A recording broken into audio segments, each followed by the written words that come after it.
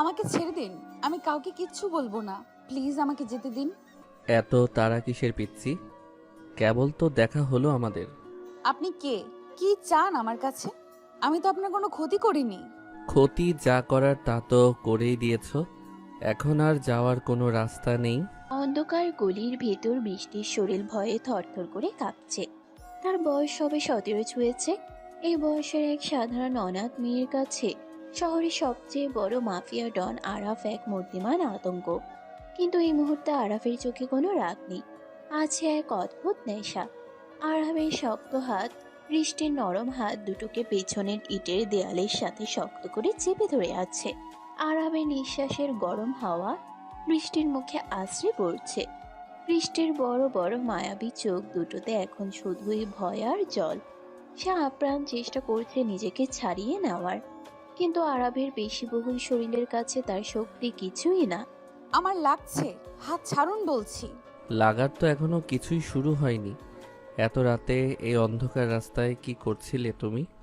আমি আমার আশ্রমের দিকে যাচ্ছিলাম। মাঝপথে আপনাদের ওই গোলাগুলি দেখে আমি লুকিয়ে পড়েছিলাম। আমি সত্যি আপনাদের কাউকে খুন করতে আসিনি, বিশ্বাস করুন আমাকে। তুমি দেখেছো কি দেখোনি সেটা বড় কথা নয়। বড় কথা হলো তুমি আমার নজরে পড়ে গিয়েছো। আর আরাব যার দিকে একবার নজর দেয় তাকে সহজে ছাড়ে না। আরাব হঠাৎ করেই বৃষ্টির মুখের খুব কাছে চলে আসে। বৃষ্টির হৃদস্পন্দন যেন থেমে যাওয়ার উপক্রম। আরাবের গা থেকে দামি পারফিউম আর বারুদের একটা মিশ্র গন্ধ আসছে। গন্ধটা খুব কড়া, কিন্তু কেমন যেন মাতাল করা। আরাবের চোখ দুটো বৃষ্টির গোলাপি ঠোঁটের উপর আটকে আছে। বৃষ্টির নিঃশ্বাস ভারী হয়ে আসছে। সে বুঝতে পারছে না এই অচেনা ভয়ঙ্কর লোকটা কি করতে চাইছে। হঠাৎ আরাব নিজের ঠোঁট জোড়া বৃষ্টির ঠোঁটের উপর গভীরভাবে চেপে ধরে। ছাড়ুন। বৃষ্টির চোখ দুটো বিস্ময়ে বড় বড় হয়ে যায়। সে দুই হাত দিয়ে আরাফের বুক ঠেলে তাকে সরানোর চেষ্টা করে, কিন্তু আরাফ যেন পাথরের মতো স্থির। তার চুম্বন ক্রমশ আরো গভীর আর আগ্রাসী হতে থাকে। বৃষ্টির জীবনে এটা প্রথম কোনো পুরুষের স্পর্শ। ভয়, আতঙ্ক আর অচেনা এক অনুভূতির শিহরণে তার শরীর অবশ হয়ে আসতে থাকে। কয়েক মুহূর্ত পর আরাফ ধীরে ধীরে বৃষ্টিকে ছেড়ে দেয়। বৃষ্টির ঠোঁট দুটো ফুলে লাল হয়ে আছে। সে হাঁপাচ্ছে আর অবিশ্বাস নিয়ে আরবের দিকে তাকিয়ে আছে। এটা শুধু একটা ট্রেলার ছিল পিচ্ছিমে। এরপর থেকে তুমি আমার। বস, বস আমাদের এখান থেকে বের হতে হবে। সুলতানের লোক যে কোনো সময় চলে আসতে পারে। বস, বস পুলিশও এদিকেই আসছে। আসছি, তুই গাড়ি রেডি কর। জিশান আরবের সবচেয়ে বিশ্বস্ত ডান হাত। জিশানের কথা শুনে আরাফ একটু পিছিয়ে যায়। বৃষ্টির দিকে আরো একবার গভীরভাবে তাকায় সে। তারপর পকেট থেকে একটা ভিজিটিং কার্ড বের করে বৃষ্টির হাতের মুঠোয় গুজে দেয়। এই ঠিকানায় কাল সকালে দেখা করবে। যদি না আসো তবে তোমার ওই অনাথ আশ্রমের একটা ইটও আস্ত থাকবে না, মনে থাকে যেন। আরাফ ঘুরে দাঁড়ায় এবং জিশানের সাথে কালো রঙের এসইউভি গাড়িতে উঠে অন্ধকারের ভিতর মিলিয়ে যায়। বৃষ্টি দেয়াল ঘেঁষে সেখানেই বসে পড়ে। তার সারা শরীর এখনো কাঁপছে। ঠোঁটের উপর আরবের স্পর্শটা যেন এখনো লেগে আছে। সে বুঝতে পারছে না তার সাধারণ আর শান্ত জীবনে হঠাৎ করে এই ভয়ঙ্কর ঝড় কোথা থেকে এলো। কোনো মতে নিজেকে সামলে নিয়ে সে আশ্রমের দিকে ছুটতে শুরু করে। কিরে বৃষ্টি, এতক্ষণ কোথায় ছিলি তুই? ফাদার জন তোকে নিয়ে খুব চিন্তা করছিলেন। আর তোর এই অবস্থা কেন? চুল উস্কো খুস্কো, মুখটা এমন ফ্যাকাশে হয়ে আছে কেন? কিছু হয়নি মায়া, আমি ঠিক আছি। রাস্তায় একটু দৌড়াতে হয়েছিল, তাই এমন লাগছে। সত্যি করে বল তো, কি হয়েছে? তুই কি কাঁদছিলি? তোর চোখ এত লাল কেন? বললাম তো কিছু হয়নি, আমাকে একটু একা থাকতে দে প্লিজ, আমার খুব ঘুম পাচ্ছে। মায়া বৃষ্টির সবচেয়ে কাছের বান্ধবী। এই অনাথ আশ্রমেই তারা একসাথে বড় হয়েছে। মায়া বুঝতে পারে বৃষ্টি কিছু একটা লুকোচ্ছে, কিন্তু সে আর জোর করে না। বৃষ্টি নিজের বিছানায় গিয়ে শুয়ে পড়ে, কিন্তু তার চোখে একটুও ঘুম নেই। চোখ বন্ধ করলেই আরবের সেই ভয়ঙ্কর অথচ নেশা ধরা চোখ দুটো আর ওই আগ্রাসী চুম্বনের স্মৃতিটা ভেসে উঠছে। একটা অচেনা লোক কিভাবে তাকে এভাবে জোর করতে পারে। লোকটার স্পর্ধা ভেবে বৃষ্টির ভীষণ রাগ হয়। আবার লোকটার ক্ষমতা আর হুমকির কথা ভেবে ভয়ে বুক কেঁপে ওঠে। এত রাতে কোথায় ছিলি তুই আরাব? আমি কি তোকে বলিনি রাত 10টার পর বাড়ির বাইরে না থাকতে? তোর কি নিজের জীবনের উপর কোনো মায়া নেই? দাদি, তুমি খামোখাই চিন্তা করো, আমার কিছু হবে না। আমি কোনো ছোট বাচ্চা নই। তুই আমার কাছে চিরকাল বাচ্চাই থাকবি। সুলতান নামের ওই জানোয়ারটা তোর পিছনে হাত ধুয়ে পড়ে আছে, আর তুই এভাবে রাতের পর রাত বাইরে ঘুরছিস। সুলতানকে নিয়ে তোমাকে ভাবতে হবে না দাদি, ওর সময় ঘনিয়ে এসেছে। খুব তাড়াতাড়ি ওর ব্যবস্থা আমি করছি। তুমি এবার গিয়ে ঘুমাও। আয়েশা বেগম আরাফের দাদি। আরাফের মা বাবা মারা যাওয়ার পরেই দাদি তাকে বড় করেছেন। মাফিয়া জগতে আরাফ যতটা নিষ্ঠুর, দাদির কাছে সে ততটাই বাধ্য এক ছেলে। দাদি দীর্ঘশ্বাস ফেলে নিজের ঘরের দিকে চলে যান। আরাফ নিজের বিলাসবহুল বেডরুমে এসে সোফায় গা এলিয়ে দেয়। এক গ্লাস দামি মদ হাতে নিয়ে সে জানালার বাইরে শহরের আলোর দিকে তাকিয়ে থাকে। কিন্তু তার চোখের সামনে বারবার ভেসে উঠছে একটা 17 বছরের মেয়ের ভার্ত মুখ। ওই নরম ঠোঁটের স্বাদটা সে কিছুতেই বলতে পারছে না। আরাফ নিজের মনেই হাসে। আজ পর্যন্ত কোনো মেয়েকে তার দুবারের বেশি দেখার ইচ্ছে হয়নি, কিন্তু এই সাধারণ অনাথ মেয়েটার মধ্যে এমন কিছু একটা আছে যা তাকে পাগলের মতো টানছে।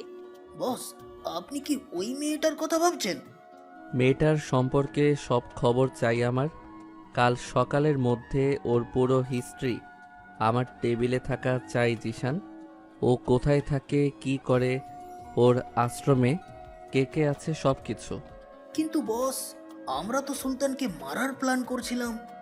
এই মুহূর্তে একটা সামান্য মেয়ের পিছনে সময় নষ্ট করাটা কি ঠিক হবে? মেয়েটা তো এমনিতেই ভয়ে শেষ। আরাব যা করে ভেবে চিন্তেই করে। তুই শুধু আমার নির্দেশ পালন কর।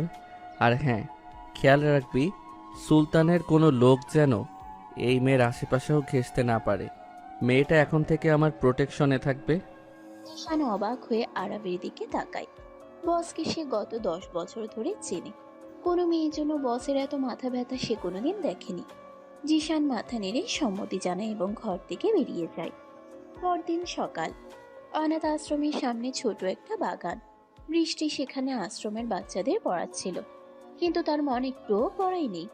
আরাফের দেওয়া কার্ডটা সে ব্যাগের বোতল লুকিয়ে রেখেছে। লোকটা তাকে দেখা করতে বলেছিল, না গেলে সে নাকি আশ্রম ধ্বংস করে দেবে। বৃষ্টির খুব ভয় করছে। ফাদার জনকে কথাটা বলবে কিনা সে বুঝতে পারছে না। হঠাৎ আশ্রমের গেটের সামনে একটা পুরনো জিপ গাড়ি এসে থামে। গাড়ি থেকে কয়েকজন গুন্ডা প্রকৃতির লোক নামে।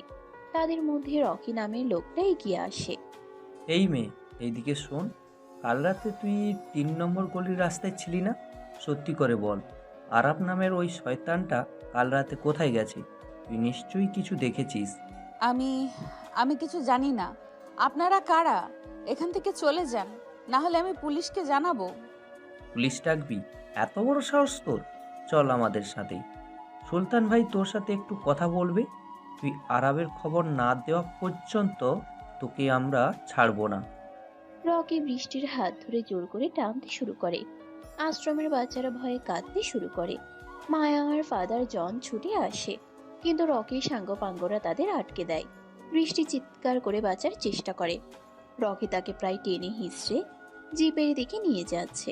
ঠিক তখনই আশ্রমের গেট দিয়ে তীব্র গতিতে একটা কালো এসইউভি গাড়ি ঢুকে পড়ে। সজোরে ব্রেক কষে গাড়িটা জিপটার ঠিক সামনে এসে থামে। গাড়ির দরজা খুলে বেরিয়ে আসে আরাফ। তার চোখে এখন আক্ষরিক অর্থেই আগুন জ্বলছে। ওর গায়ে হাত দেওয়ার সাহস তোকে কে দিল রে কুত্তার বাচ্চা? আরাব ভাই, আপনি এখানে? আরাফ কোনো কথা না বলে সোজা রকির দিকে এগিয়ে যায়। এক নিমিষে নিজের পকেট থেকে বন্দুক বের করে রকির হাঁটুর ঠিক নিচে গুলি চালিয়ে দেয়। রকি যন্ত্রণায় চিৎকার করে মাটিতে লুটিয়ে পড়ে। রকির সঙ্গীরা ভয় পেয়ে যে যার মতো পালাতে শুরু করে। রকি যন্ত্রণায় চিৎকার করে মাটিতে লুটিয়ে পড়ে। রকির সঙ্গীরা ভয় পেয়ে যে যার মতো পালাতে শুরু করে। আরাফ তাদের দিকে আর ফিরেও তাকায় না। সে ধীর পায়ে বৃষ্টির দিকে এগিয়ে আসে। বৃষ্টি ভয়ে আর আতঙ্কে কাঁপতে কাঁপতে মাটিতে বসে পড়েছে। আরাফ হাঁটু ঘেরে বৃষ্টির সামনে বসে। তোমাকে না বলেছিলাম আমার সাথে দেখা করতে? আমার কথা অমান্য করার শাস্তি কি হতে পারে সেটা কি তুমি জানো না পিচ্ছি? আমি আমি যেতে চেয়েছিলাম, কিন্তু এরা হঠাৎ করে এসে আমাকে। একদম চুপ, আর একটা কথাও না। আরাফ হঠাৎ করেই বৃষ্টিকে দুই হাতে পাজা কোলা করে কোলে তুলে নেয়। সবার সামনে দিয়ে সে বৃষ্টিকে নিয়ে নিজের গাড়ির দিকে এগোতে থাকে। ফাদার জন বা মায়া কারো সাহস হলো না আরাফকে বাধা দেওয়ার। গাড়ির পেছনের সিটে বৃষ্টিকে বসিয়ে আরাফ নিজেও পাশে বসে। জিশান গাড়ি স্টার্ট দেয়। আমাকে কোথায় নিয়ে যাচ্ছেন? আমাকে নামিয়ে দিন, আমি আপনার সাথে কোথাও যাব না। চুপচাপ বসে থাকো। আজ থেকে তুমি সেখানেই থাকবে যেখানে আমি চাইব। তোমার এই আশ্রম আর তোমার জন্য নিরাপদ নয়। আপনি খুব খারাপ মানুষ, আমি আপনাকে ঘৃণা করি। কাল রাতে আপনি আমার সাথে জোর জবরদস্তি করেছেন, আর আজ আমাকে জোর করে তুলে নিয়ে যাচ্ছেন। আমি সুযোগ পেলে আপনাকে খুন করে ফেলবো। আরাফ বৃষ্টির এই রাগান্বিত চেহারার দিকে তাকিয়ে মুচকি হাসে। মেয়েটার চোখে জল, অথচ মুখে কত তেজ। আরাফ আস্তে করে বৃষ্টির একটা হাত নিজের হাতের মুঠোয় নিয়ে নেয়। বৃষ্টি হাতটা ছাড়িয়ে নেওয়ার অনেক চেষ্টা করেও পারে না। আরাফের হাতের স্পর্শে বৃষ্টির শরীরে আবারও সেই অদ্ভুত শিহরণটা খেলে যায়। সে বুঝতে পারছে এই ভয়ঙ্কর সুন্দর মানুষটার হাত থেকে তার আর কোনো মুক্তি নেই। ঘৃণা করো? বেশ তো করো, তবে একটা কথা মনে রেখো পিচ্ছি, আরবের দুনিয়ায় একবার যে ঢোকে সে আর কখনো নিজের ইচ্ছায় বের হতে পারে না। তুমি আমাকে ঘৃণা করেই কাটিয়ে দাও, আর আমি তোমাকে নিজের করে নেওয়ার খেলাটা উপভোগ করি। আপনি একটা পাগল, একটা অমানুষ। আরাফ আর কোনো কথা বলে না। সে বৃষ্টির কাঁধে নিজের মাথাটা হেলিয়ে দিয়ে চোখ বন্ধ করে নেয়। আমাকে ছেড়ে দিন বলছি। আপনি আমাকে কোথায় নিয়ে যাচ্ছেন? আমি আপনার সাথে কোথাও যাব না। গাড়ি থামান। এত ছটফট করছো কেন পিচ্ছি মেয়ে? শান্ত হয়ে বসো। আরবের গাড়িতে একবার যে ওঠে সে নিজের ইচ্ছায় নামতে পারে না। আপনি একটা অমানুষ, একটা জানোয়ার। আমি সুযোগ পেলে গাড়ি থেকে লাফ দেব, তবুও আপনার মতো একজন খুনির সাথে যাব না। লাফ দেওয়ার চেষ্টা করে দেখতে পারো, তবে হাত পা ভাঙলে এই আরবই তোমাকে কোলে করে নিজের বিছানায় নিয়ে তুলবে। তখন কিন্তু কোনো ছাড় পাবে না। আরাফের কথা শুনে বৃষ্টির সারা শরীর ভয়ে আর রাগে কেঁপে ওঠে। সে গাড়ির দরজার হাতল ধরে টানাটানি করতে থাকে, কিন্তু দরজা ভেতর থেকে লক করা। আরাফ খুব শান্ত ভঙ্গিতে সিটে হেলান দিয়ে বসে আছে, আর এক দৃষ্টে বৃষ্টির এই পাগলামি দেখছে। মেয়েটার ফর্সা মুখটা রাগে একদম লাল হয়ে গেছে। বাতাসে ওর চুলগুলো উড়ে এসে আরাফের মুখে লাগছে। আরাফ গভীর একটা নিঃশ্বাস নিয়ে বৃষ্টির চুলের মিষ্টি গন্ধটা নিজের ভেতর টেনে নেয়। বৃষ্টির এই অসহায় রাগটা আরাফের ভেতরে এক অদ্ভুত নেশা তৈরি করছে। জিশান নীরবে গাড়ি চালিয়ে যাচ্ছে। সে জানে এখন বসের কোনো কথাই নাক গলানো ঠিক হবে না। আপনি আমার সাথে এমন কেন করছেন? আমি তো খুব সাধারণ একটা মেয়ে। আপনাদের এই অন্ধকার জগতের কিছুই আমি জানি না। আমাকে আমার আশ্রমে ফিরে যেতে দিন। আশ্রমের ওই ভাঙা ঘরে তোমার জায়গা আর নেই। তোমার জায়গা এখন শুধু আরবের বুকে। তুমি সাধারণ হতে পারো, কিন্তু তোমার এই সাধারণ রূপটাই আমাকে পাগল করে দিয়েছে। আরাফ হঠাৎ করে বৃষ্টির খুব কাছে চলে আসে। তার এক হাত বৃষ্টির কোমরে শক্ত করে জড়িয়ে ধরে তাকে নিজের বুকের সাথে মিশিয়ে নেয়। বৃষ্টি দুই হাত দিয়ে আরাফের বুক ঠেলে নিজেকে ছাড়ানোর আপ্রাণ চেষ্টা করে, কিন্তু আরাফের পেশি বহুল শক্ত শরীরের কাছে সে একদমই দুর্বল। আরাফের চোখ দুটো এখন এক অদ্ভুত কামনায় চলছে। সে বৃষ্টির কানের খুব কাছে মুখ নিয়ে ফিসফিস করে কথা বলতে থাকে। আরাফের গরম নিঃশ্বাস বৃষ্টির ঘাড়ে আশ্রে পড়ছে। বৃষ্টির শরীরে এক অজানা শিহরণ খেলে যায়। সে চায় আরাফকে দূরে ঠেলে দিতে, কিন্তু তার শরীর যেন অবশ হয়ে আসছে। ছাড়ুন আমাকে, কেউ দেখে ফেলবে। আমার গাড়ির ভেতর দেখার কেউ নেই, আর দেখলেও আমার কিছু যায় আসে না। তুমি আমার, শুধু আমার। কথা শেষ করেই আরাফ নিজের ঠোঁট জোড়া বৃষ্টির নরম ঠোঁটের উপর গভীরভাবে চেপে ধরে। বৃষ্টির চোখ দুটো বিস্ময়ে বড় বড় হয়ে যায়। সে মুখ বন্ধ রাখার চেষ্টা করে, কিন্তু আরাফ খুব আগ্রাসী। আরাফের এক হাত বৃষ্টির মাথার চুলে, আর অন্য হাত তার সরু কোমরে শক্ত হয়ে চেপে বসেছে। আরাফের চুম্বনে কোনো মায়া নেই, আছে শুধু এক অদ্ভুত অধিকার বোধ আর তীব্র উত্তেজনা। বৃষ্টির জীবনে এমন গভীর স্পর্শই প্রথম। তার মনে হচ্ছে সে শ্বাস নিতে পারছে না। আরাফের ঠোঁটের জাদুতে সে ধীরে ধীরে নিজের অজান্তে একটু একটু করে আত্মসমর্পণ করতে শুরু করে। বেশ কিছুক্ষণ পর আরাফ তাকে ছেড়ে দেয়। বৃষ্টির ঠোঁট দুটো ফুলে লাল হয়ে গেছে। সে আরাফের বুকে মাথা রেখে জোরে জোরে হাঁপাচ্ছে। আরাফের মুখে একটা তৃপ্তির হাসি ফুটে ওঠে। বস বস আমরা পৌঁছে গেছি। গাড়ির ভেতরে ঢোকা জিসান, আর বাইরের গার্ডদের বলে দে আজ থেকে এই বাড়ির নিরাপত্তা দ্বিগুণ হবে। একটা মাছিও যেন আমার অনুমতি ছাড়া ভেতরে ঢুকতে না পারে। গাড়িটা একটা বিশাল প্রাসাদের মতো বাড়ির সামনে এসে থামে। লোহার বিশাল গেট পার হয়ে গাড়িটা যখন বাগানের ভেতর দিয়ে এগোচ্ছিল, তখন বৃষ্টি অবাক হয়ে বাইরের দিকে তাকিয়ে থাকে। এত বড় আর বিলাসবহুল বাড়ি সে জীবনেও দেখেনি। চারিদিকে সারি সারি পাহারাদার হাতে বন্দুক নিয়ে দাঁড়িয়ে আছে। আরাফ নিজে গাড়ি থেকে নেমে বৃষ্টির দিকে দরজাটা খুলে দেয়। বৃষ্টি নামতে না চাইলে আরাফ এক ঝটকায় তাকে কোলে তুলে নেয়। বৃষ্টি আবার চিৎকার করতে শুরু করে। আমাকে নামান বলছি, আমি নিজের পায়ে হাঁটতে পারি। আপনি আমাকে এভাবে সবার সামনে কোলে তুলে নিয়ে যাচ্ছেন কেন? তুমি কথা না শুনলে আমি এমনই করব। চুপচাপ আমার বুকে মাথা রেখে পড়ে থাকো। বেশি নড়াচড়া করলে কিন্তু এখানেই আবার চুমু খাবো। আরাফের হুমকিতে বৃষ্টি একদম চুপ হয়ে যায়। সে ভয়ে আরাফের শার্টের কলার শক্ত করে চেপে ধরে রাখে। আরাফ তাকে কোলে নিয়ে প্রাসাদের বিশাল ড্রয়িং রুমে গিয়ে ঢোকে। ভেতরে সাজসজ্জা দেখে চোখ ধাঁধিয়ে যাওয়ার জোগাড়। তখনই সিঁড়ি দিয়ে নিচে নেমে আসেন আয়েশা বেগম। আরাফের কোলে একটা অপরিচিত মেয়েকে দেখে তিনি রীতিমতো অবাক হয়ে যান। এ কি আরাপ, এই মেয়েটাকে? আর ওকে তুই এভাবে কোলে করে নিয়ে এসেছিস কেন? দাদি, ও হচ্ছে বৃষ্টি। আজ থেকে ও এই বাড়িতেই থাকবে, আর তুমি ওর সব দেখাশোনা করবে। কিন্তু ও কে? ওর বাবা মা কোথায়? তুই ওকে কোথা থেকে ধরে এনেছিস? মেয়েটার চেহারা দেখে তো মনে হচ্ছে খুব ভয় পেয়েছে। ও একটা অনাথ মেয়ে দাদি, ওর কেউ নেই।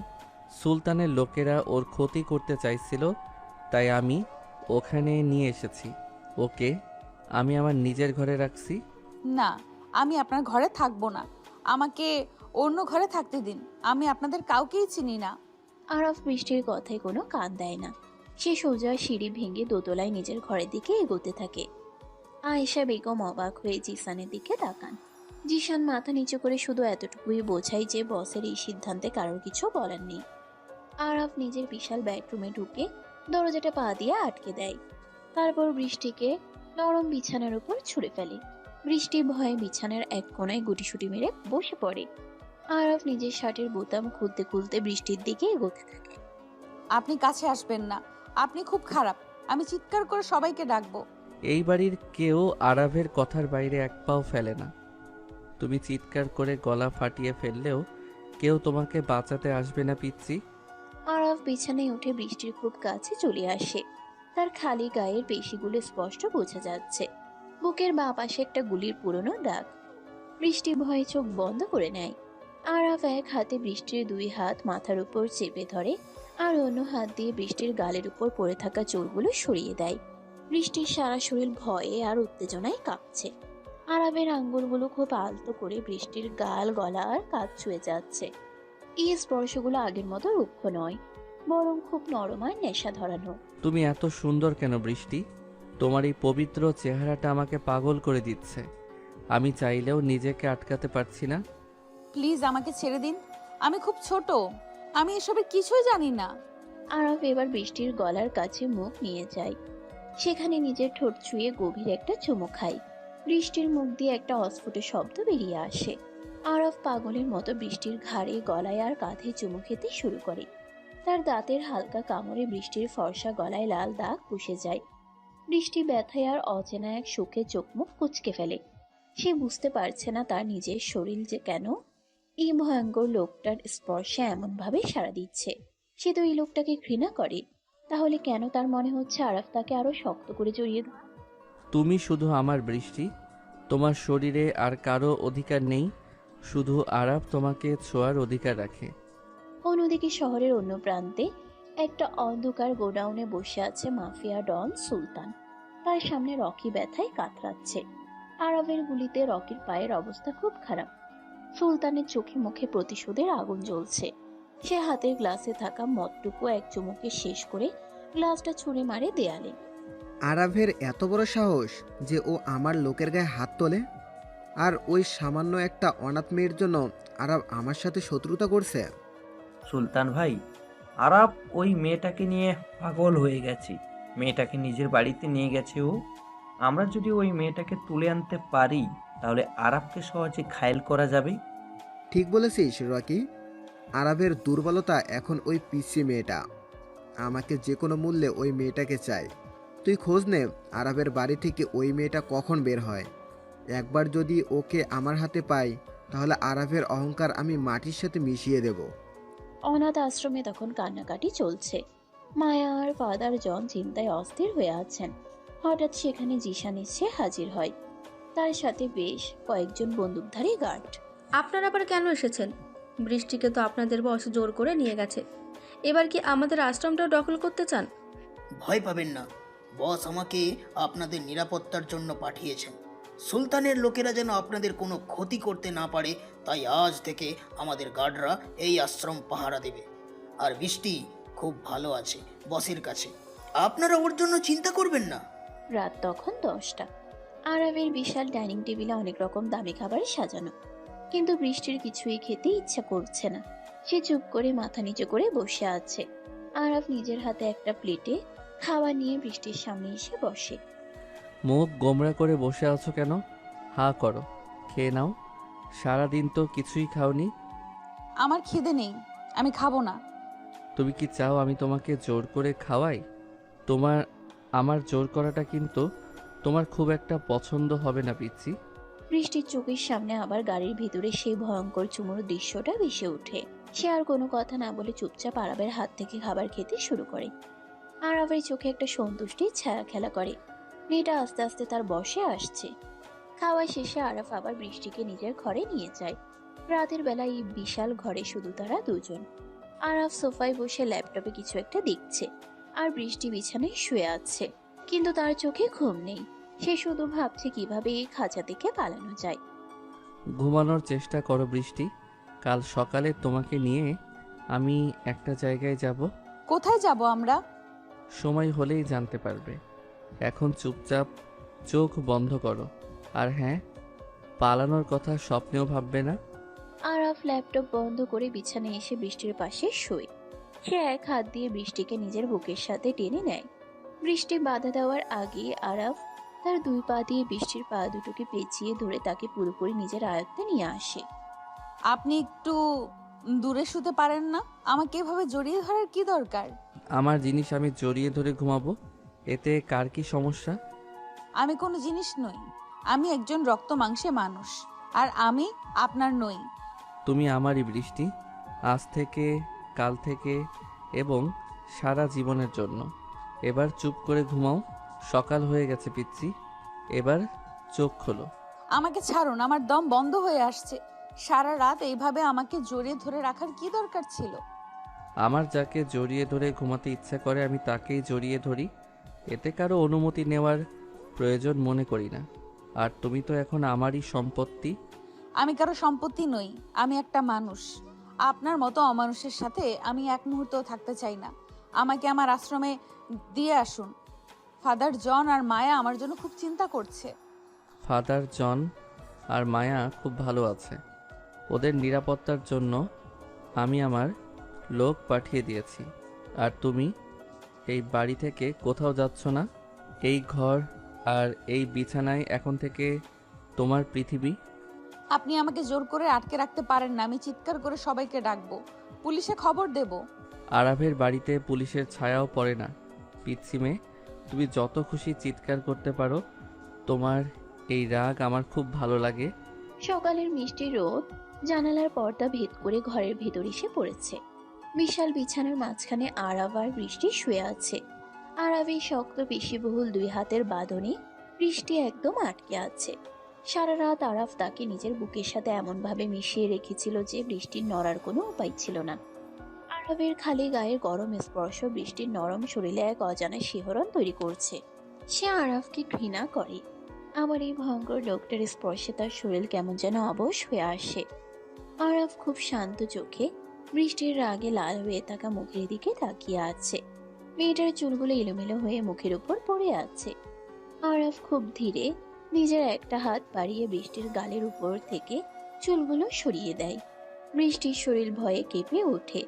আরাফের হাতের আঙ্গুলগুলো খুব সাবধানে বৃষ্টির নরম গাল ছুঁয়ে গলা পর্যন্ত নেমে যায়। এই সামান্য স্পর্শেই বৃষ্টির নিঃশ্বাস ভারী হয়ে আসে। সে চায় আরাফকে ধাক্কা দিয়ে সরিয়ে দিতে, কিন্তু তার হাত দুটো যেন কাজ করছে না। আরাফ হঠাৎ করে বৃষ্টির খুব কাছে চলে আসে। দুজনের মুখের মাঝে এখন 1 ইঞ্চিরও কম দূরত্ব। আরবের চোখে সেই নেশা ধরানো দৃষ্টি বৃষ্টির চোখে আটকে আছে। তোমার এই কাঁপাকাঁপি আমার পাগল করে দেয় বৃষ্টি। তুমি যত ভয় পাও আমার তত বেশি তোমাকে নিজের করে নিতে ইচ্ছে করে। প্লিজ এমন করবেন না, আমাকে যেতে দিন। বৃষ্টির কথা শেষ হওয়ার আগেই আরাফ নিজের ঠোঁট জোড়া বৃষ্টির ঠোঁটের উপর গভীরভাবে চেপে ধরে। সকালের এই প্রথম চুম্বনে কোনো আগ্রাসন নেই, আছে এক অদ্ভুত নেশার অধিকার বোধ।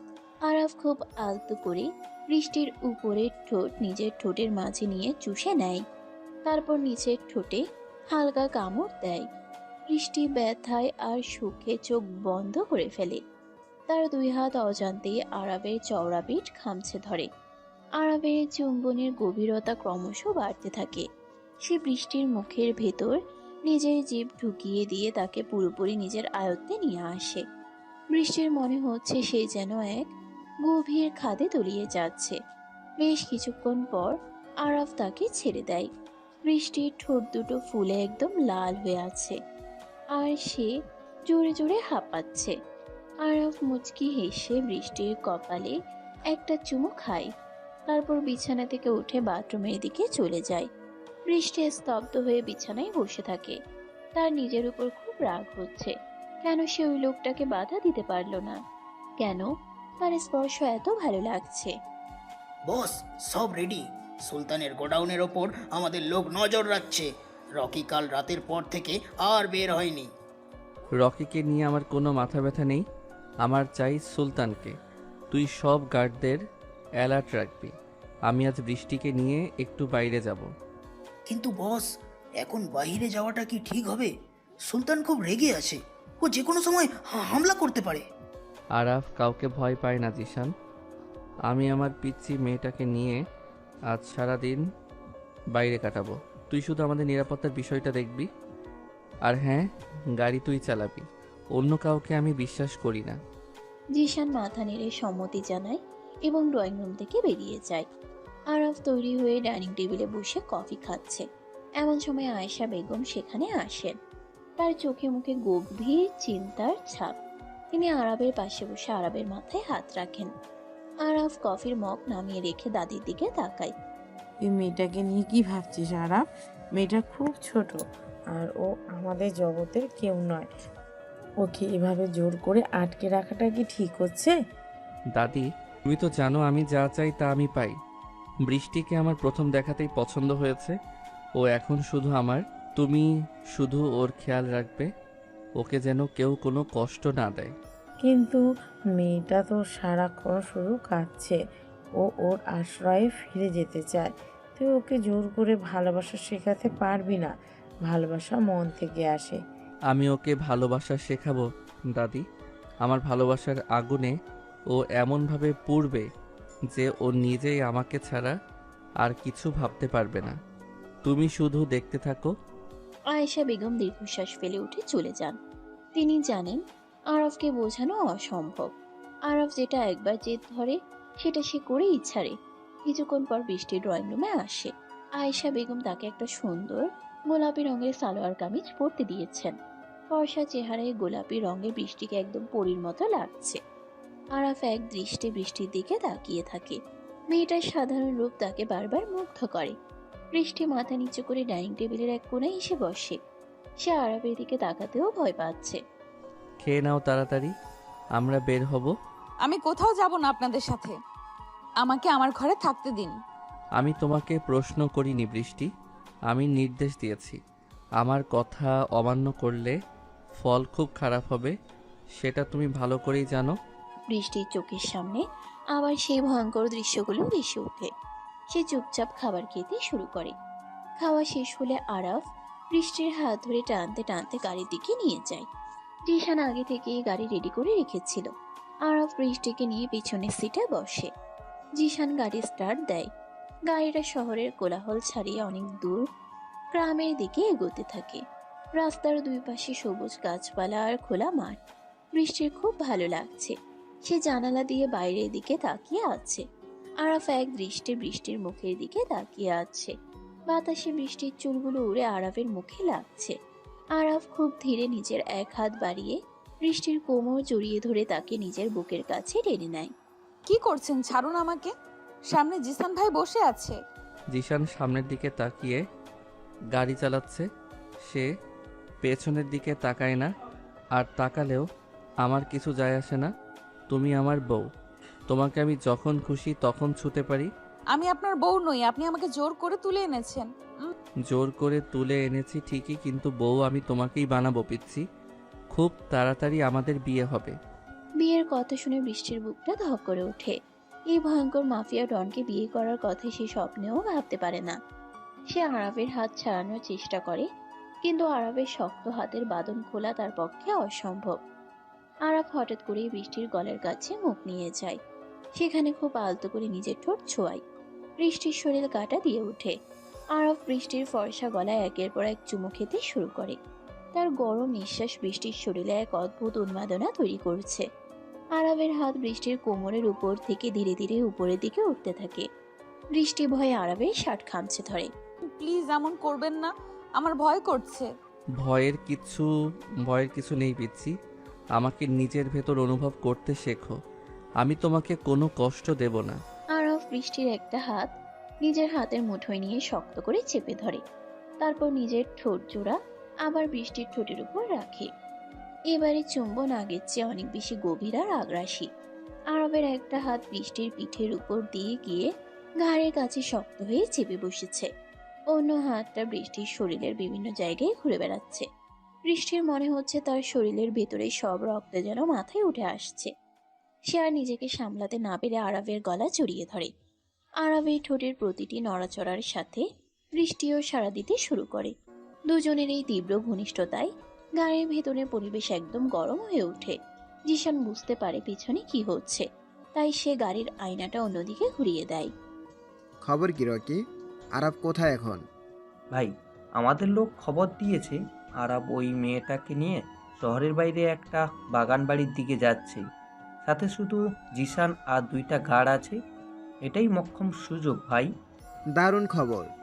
তুই এখনই আমাদের সব লোক নিয়ে ওই বাগান বাড়ির দিকে রওনা হ। আরাবকে আজ আমি শেষ করে দেব, আর ওই মেয়েটাকে তুলে আনবি। আরাবের চোখের সামনে আমি ওই মেয়েটাকে শেষ করব। সুলতানের চোখে মুখে এক ভয়ঙ্কর নিষ্ঠুর হাসি ফুটে ওঠে। সে নিজের রিভলভারে গুলি লোড করতে শুরু করে। অন্যদিকে আরাবের গাড়ি একটা বিশাল সুন্দর বাগান বাড়ির সামনে এসে থামে। চারদিকে প্রচুর গাছপালা আর মাঝখানে একটা সুন্দর কাঠের দোতলা বাড়ি। আরাফ গাড়ি থেকে নেমে বৃষ্টির দিকে দরজা খুলে দেয়। বৃষ্টি গাড়ি থেকে নেমে চারিদিকে সৌন্দর্য দেখে মুগ্ধ হয়ে যায়। সে জীবনেও এত সুন্দর জায়গা দেখেনি। জায়গাটা পছন্দ হয়েছে পিচ্ছি? খুব সুন্দর জায়গা। এখানে কে থাকে? কেউ থাকে না, এটা শুধু আমার আর তোমার জন্য। যখন শহরের কোলাহল ভালো লাগবে না, তখন আমরা এখানে এসে থাকবো। আরাফ বৃষ্টির হাত ধরে কাঠের বাড়িটার ভেতর নিয়ে যায়। ভেতরের সাজসজ্জা খুব সাধারণ, কিন্তু আভিজাত্যের ছোঁয়া আছে। বড় একটা বসার ঘর আর তার সাথে লাগোয়া একটা বেডরুম। আরাফ বৃষ্টিকে নিয়ে সোফায় বসে। সে পকেট থেকে একটা ছোট মখমলের বাক্স বের করে। বাক্সটা খুলে সে বৃষ্টির সামনে ধরে। ভেতরে একটা খুব সুন্দর হীরার আংটি। তোমার জন্য নিয়ে এসেছি, হাতটা বাড়াও। না, আমি এটা পড়তে পারবো না, এটা খুব দামি। আরাবের দেওয়া জিনিস কেউ ফিরিয়ে দিতে পারে না বৃষ্টি। চুপচাপ হাত বাড়াও। বৃষ্টি ভয়ে কাঁপা কাঁপা হাতটা বাড়িয়ে দেয়। আরাফ খুব সাবধানে আংটিটা বৃষ্টির অনামিকায় পরিয়ে দেয়।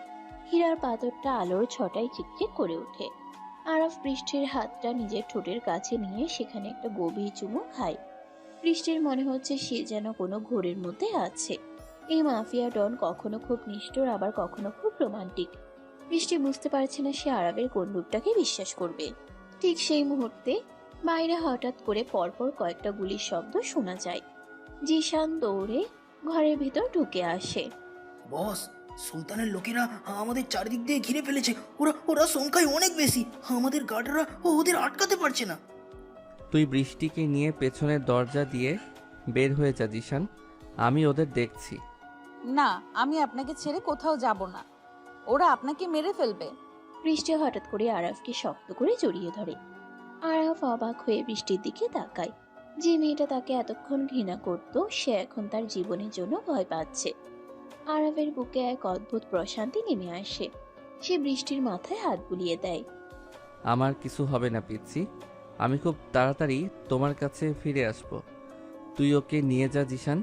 জিশান বৃষ্টিকে জোর করে টেনে পেছনের দরজার দিকে নিয়ে যায়। বৃষ্টি কাঁদতে কাঁদতে আরাফের দিকে তাকিয়ে থাকে। আরাফ নিজের রিভলভার বের করে দরজার দিকে এগিয়ে যায়। তার চোখে এখন আবার সেই পুরনো মাফিয়া ডনের ভয়ঙ্কর দৃষ্টি। সে আজ সুলতানের সব লোককে শেষ করে দেবে। আরাপ, সাবধানে থাকবেন প্লিজ। গাড়ি ঘোরান জিসান ভাই। ওনাকে ওখানে একা ফেলে আসাটা ঠিক হয়নি। ওরা সংখ্যায় অনেক বেশি ছিল। ওনার কিছু হয়ে গেলে আমি নিজেকে ক্ষমা করতে পারবো না। বসের নির্দেশ ছাড়া আমি গাড়ি ঘোরাতে পারবো না বৃষ্টি। আমার প্রথম দায়িত্ব হলো আপনাকে নিরাপদে বাড়িতে পৌঁছে দেওয়া। বস নিজের খেয়াল খুব ভালো করেই রাখতে পারেন। পেছনের সিটে বসে বৃষ্টির দু চোখ বেয়ে অনবরত জল পড়ছে। যে মানুষটাকে সে আজ সকালেও পৃথিবীর সবচেয়ে বেশি ঘৃণা করত, এখন সেই মানুষটার জন্যই তার বুকের ভেতরটা কেমন যেন দুমড়ে মুচড়ে যাচ্ছে। আরবের ওই শক্ত আলিঙ্গন আর শেষবারের মতো বলা কথাগুলো বৃষ্টির কানে বারবার বাজছে। জিশান খুব দ্রুত গতিতে গাড়ি চালিয়ে হাইওয়েতে উঠে এসেছে। পেছনের আয়নায় সে দেখতে পাচ্ছে বৃষ্টির অস্থিরতা। একটা সাধারণ অনাথ মেয়ে, যে কিনা মাফিয়া ডন আরাফকে ভয় পেত, সে আজ আরাফের জন্য কাঁদছে। জিশানের বুঝতে বাকি নেই যে বসের জেদার ভালোবাসা এই মেয়েটার মন গলাতে শুরু করেছে। হঠাৎ পেছনের রাস্তা থেকে দুটো কালো গাড়ি তাদের অনুসরণ করতে শুরু করে। জিশান বুঝতে পারে সুলতানের লোক তাদের পিছু নিয়েছে। সে গাড়ির গতি আরো বাড়িয়ে দেয়। বৃষ্টি পেছনের দিকে তাকিয়ে গাড়ি দুটো দেখতে পেয়ে আরো ভয় পেয়ে যায়। জিসান ভাই, পেছনে কারা আসছে? ওরা কি আমাদের ধরে ফেলবে? আরাপ কি ঠিক আছে? আপনি মাথা নিচু করে সিটের নিচে লুকিয়ে পড়ুন বৃষ্টি। ওরা সুলতানের লোক। আমি থাকতে ওরা আপনার একটা চুলও ছিঁড়তে পারবে না, এটা আমি কথা দিলাম। জিশান এক হাতে স্টিয়ারিং ধরে অন্য হাতে নিজের রিভলভার বের করে নেয়। গাড়ি প্রচন্ড গতিতে আঁকাবাঁকা রাস্তা দিয়ে এগোচ্ছে। পিছনের গাড়ি থেকে হঠাৎ গুলি চালানো শুরু হয়। একটা গুলি এসে জিশানের গাড়ির পেছনের কাছে লাগে আর কাঁচটা ঝনঝন করে ভেঙে পড়ে। বৃষ্টি ভয়ে দুই কান চেপে ধরে সিটের নিচে গুটিসুটি মেরে বসে পড়ে। তার সারা শরীর থরথর করে কাঁপছে। সে শুধু চোখ বন্ধ করে ঈশ্বরের কাছে আরবের জন্য প্রার্থনা করছে।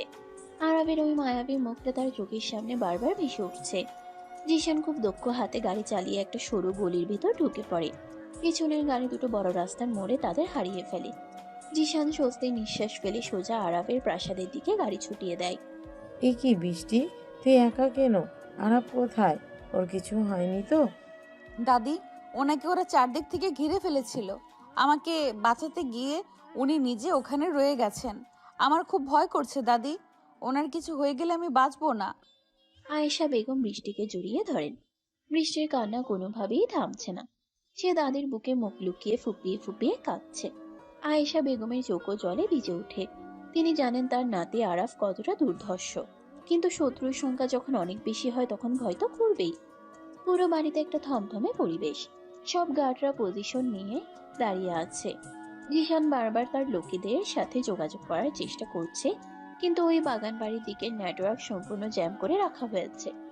ড্রয়িং রুমের বিশাল সোফায় বসে বৃষ্টি বারবার শুধু দরজার দিকে তাকাচ্ছে। সময়ের কাঁটা যেন আজ আর এগোতে চাইছে না।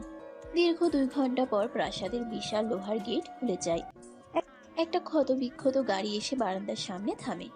গাড়ি থেকে টলতে টলতে নেমে আসে আরাফ। তার সাদা শার্ট রক্তে পুরো ভিজে লাল হয়ে গেছে। বা কাঁধ আর পেটের এক পাশ থেকে ফিনকি দিয়ে রক্ত ঝরছে। আরাপ, এ কি অবস্থা আপনার? কত রক্ত বের হচ্ছে? দাদি, তাড়াতাড়ি ডাক্তার ডাকুন। পিচ্ছি, তুমি ঠিক আছো তো? ওরা তোমার কোনো ক্ষতি করেনি তো? আরাফ আর দাঁড়িয়ে থাকতে না পেরে সামনের দিকে ঢুলে পড়ে। বৃষ্টি দৌড়ে গিয়ে তাকে নিজের 2 হাতে জড়িয়ে ধরে। আরাফের ভারী শরীরটার ভার বৃষ্টি সামলাতে পারে না। দুজনের একসাথেই মেঝেতে বসে পড়ে। আরাফের মাথাটা বৃষ্টির কোলের উপর রাখে। আরাফের হাত পা ক্রমশ ঠান্ডা হয়ে আসছে। বৃষ্টি পাগলের মতো নিজের ওড়না দিয়ে আরাফের পেটের ক্ষতস্থান চেপে ধরে রাখার চেষ্টা করে, কিন্তু রক্ত পড়া কোনোভাবেই বন্ধ হচ্ছে না। আরাফ খুব কষ্ট করে চোখ মেলে বৃষ্টির কান্না মাখা মুখের দিকে তাকায়। তার ঠোঁটের কোনো একটা তৃপ্তির হাসি ফুটে ওঠে। মেয়েটা অন্তত তার জন্য কাঁদছে। জিশান আর বাকিরা মিলে আরাফকে তাড়াতাড়ি ধরাধরি করে দোতলায় তার বেডরুমে নিয়ে যায়। ডাক্তার সমীর আগে থেকে খবর পেয়ে নিজের মেডিকেল কিট নিয়ে উপস্থিত ছিলেন। তিনি আরাফকে বিছানায় শুয়ে দিয়ে তার চিকিৎসা শুরু করেন। জিসান, ওকে তাড়াতাড়ি অক্সিজেন দাও, শরীর থেকে প্রচুর রক্ত বেরিয়ে গেছে, গুলি দুটো খুব ভিতরে ঢুকে গেছে বলে মনে হচ্ছে না, তবে ক্ষত অনেক গভীর, আমাকে এখনই বুলেট বের করতে হবে। আমার নাতি কিচ্ছু হবে না তো ডাক্তার? ও তো জ্ঞান হারিয়ে ফেলেছে। আমি আমার সর্বোচ্চ চেষ্টা করছি বেগম সাহেবা, আপনারা সবাই দয়া করে রুমের বাইরে যান, আমাকে কাজ করতে দিন। আয়েশা বেগম কাঁদতে কাঁদতে রুম থেকে বেরিয়ে যায়, কিন্তু বৃষ্টি কোনোভাবেই আরাবের হাত ছাড়তে রাজি হয় না। সে বিছানার এক কোণায় বসে আরাবের একটা হাত নিজের দুই হাতের মুঠোয় শক্ত করে ধরে রাখে। ডাক্তার সমীর বুঝতে পারেন এই মেয়েটির উপস্থিতি আরাবের জন্য কতটা জরুরি।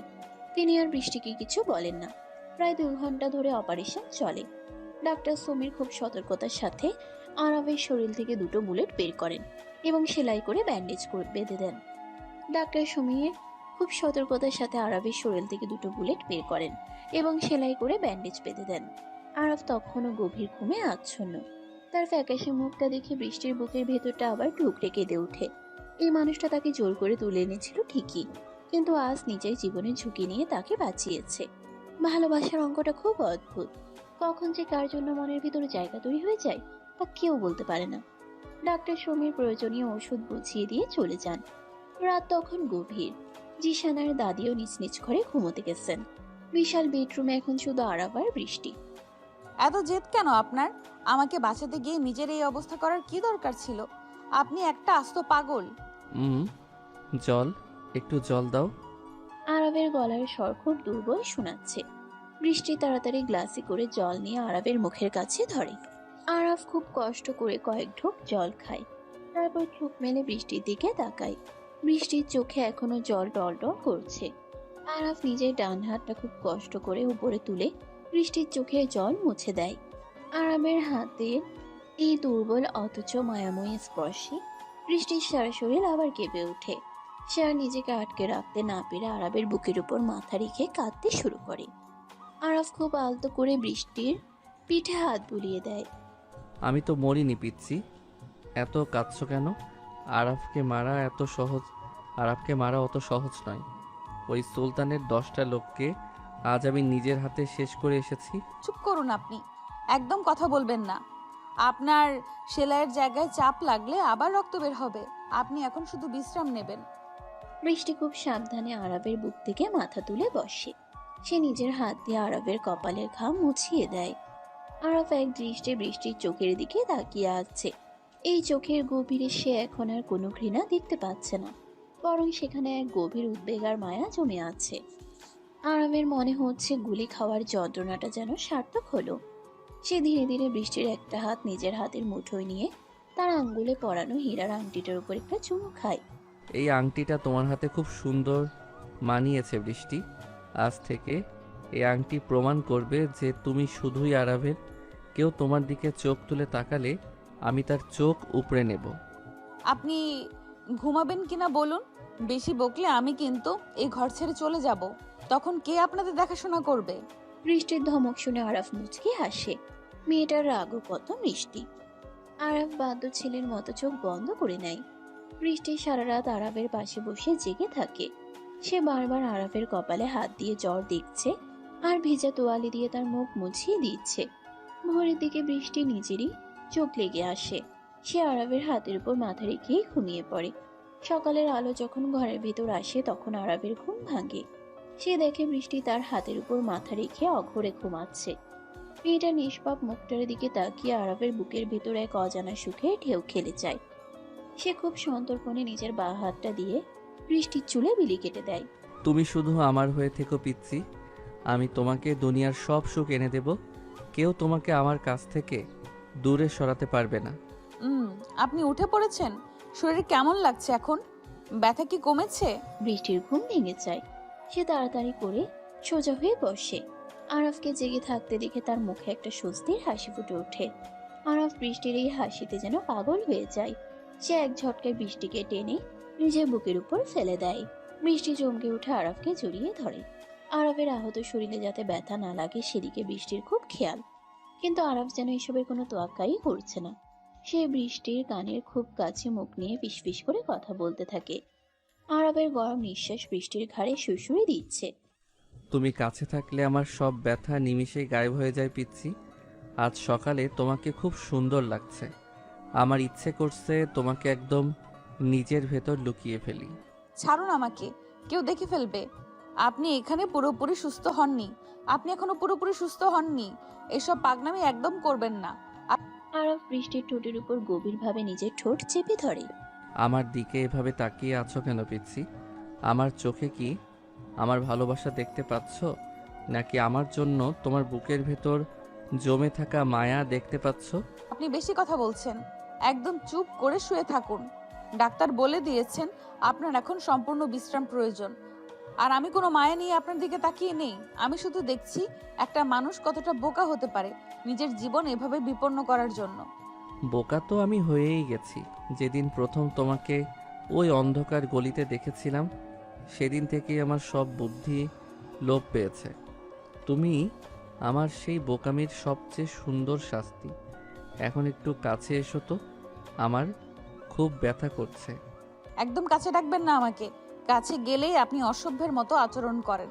আপনার শরীর এত বড়, দুটো ক্ষত, তবুও আপনার স্বভাব পাল্টায় না। আমি দূর থেকেই আপনার খেয়াল রাখবো।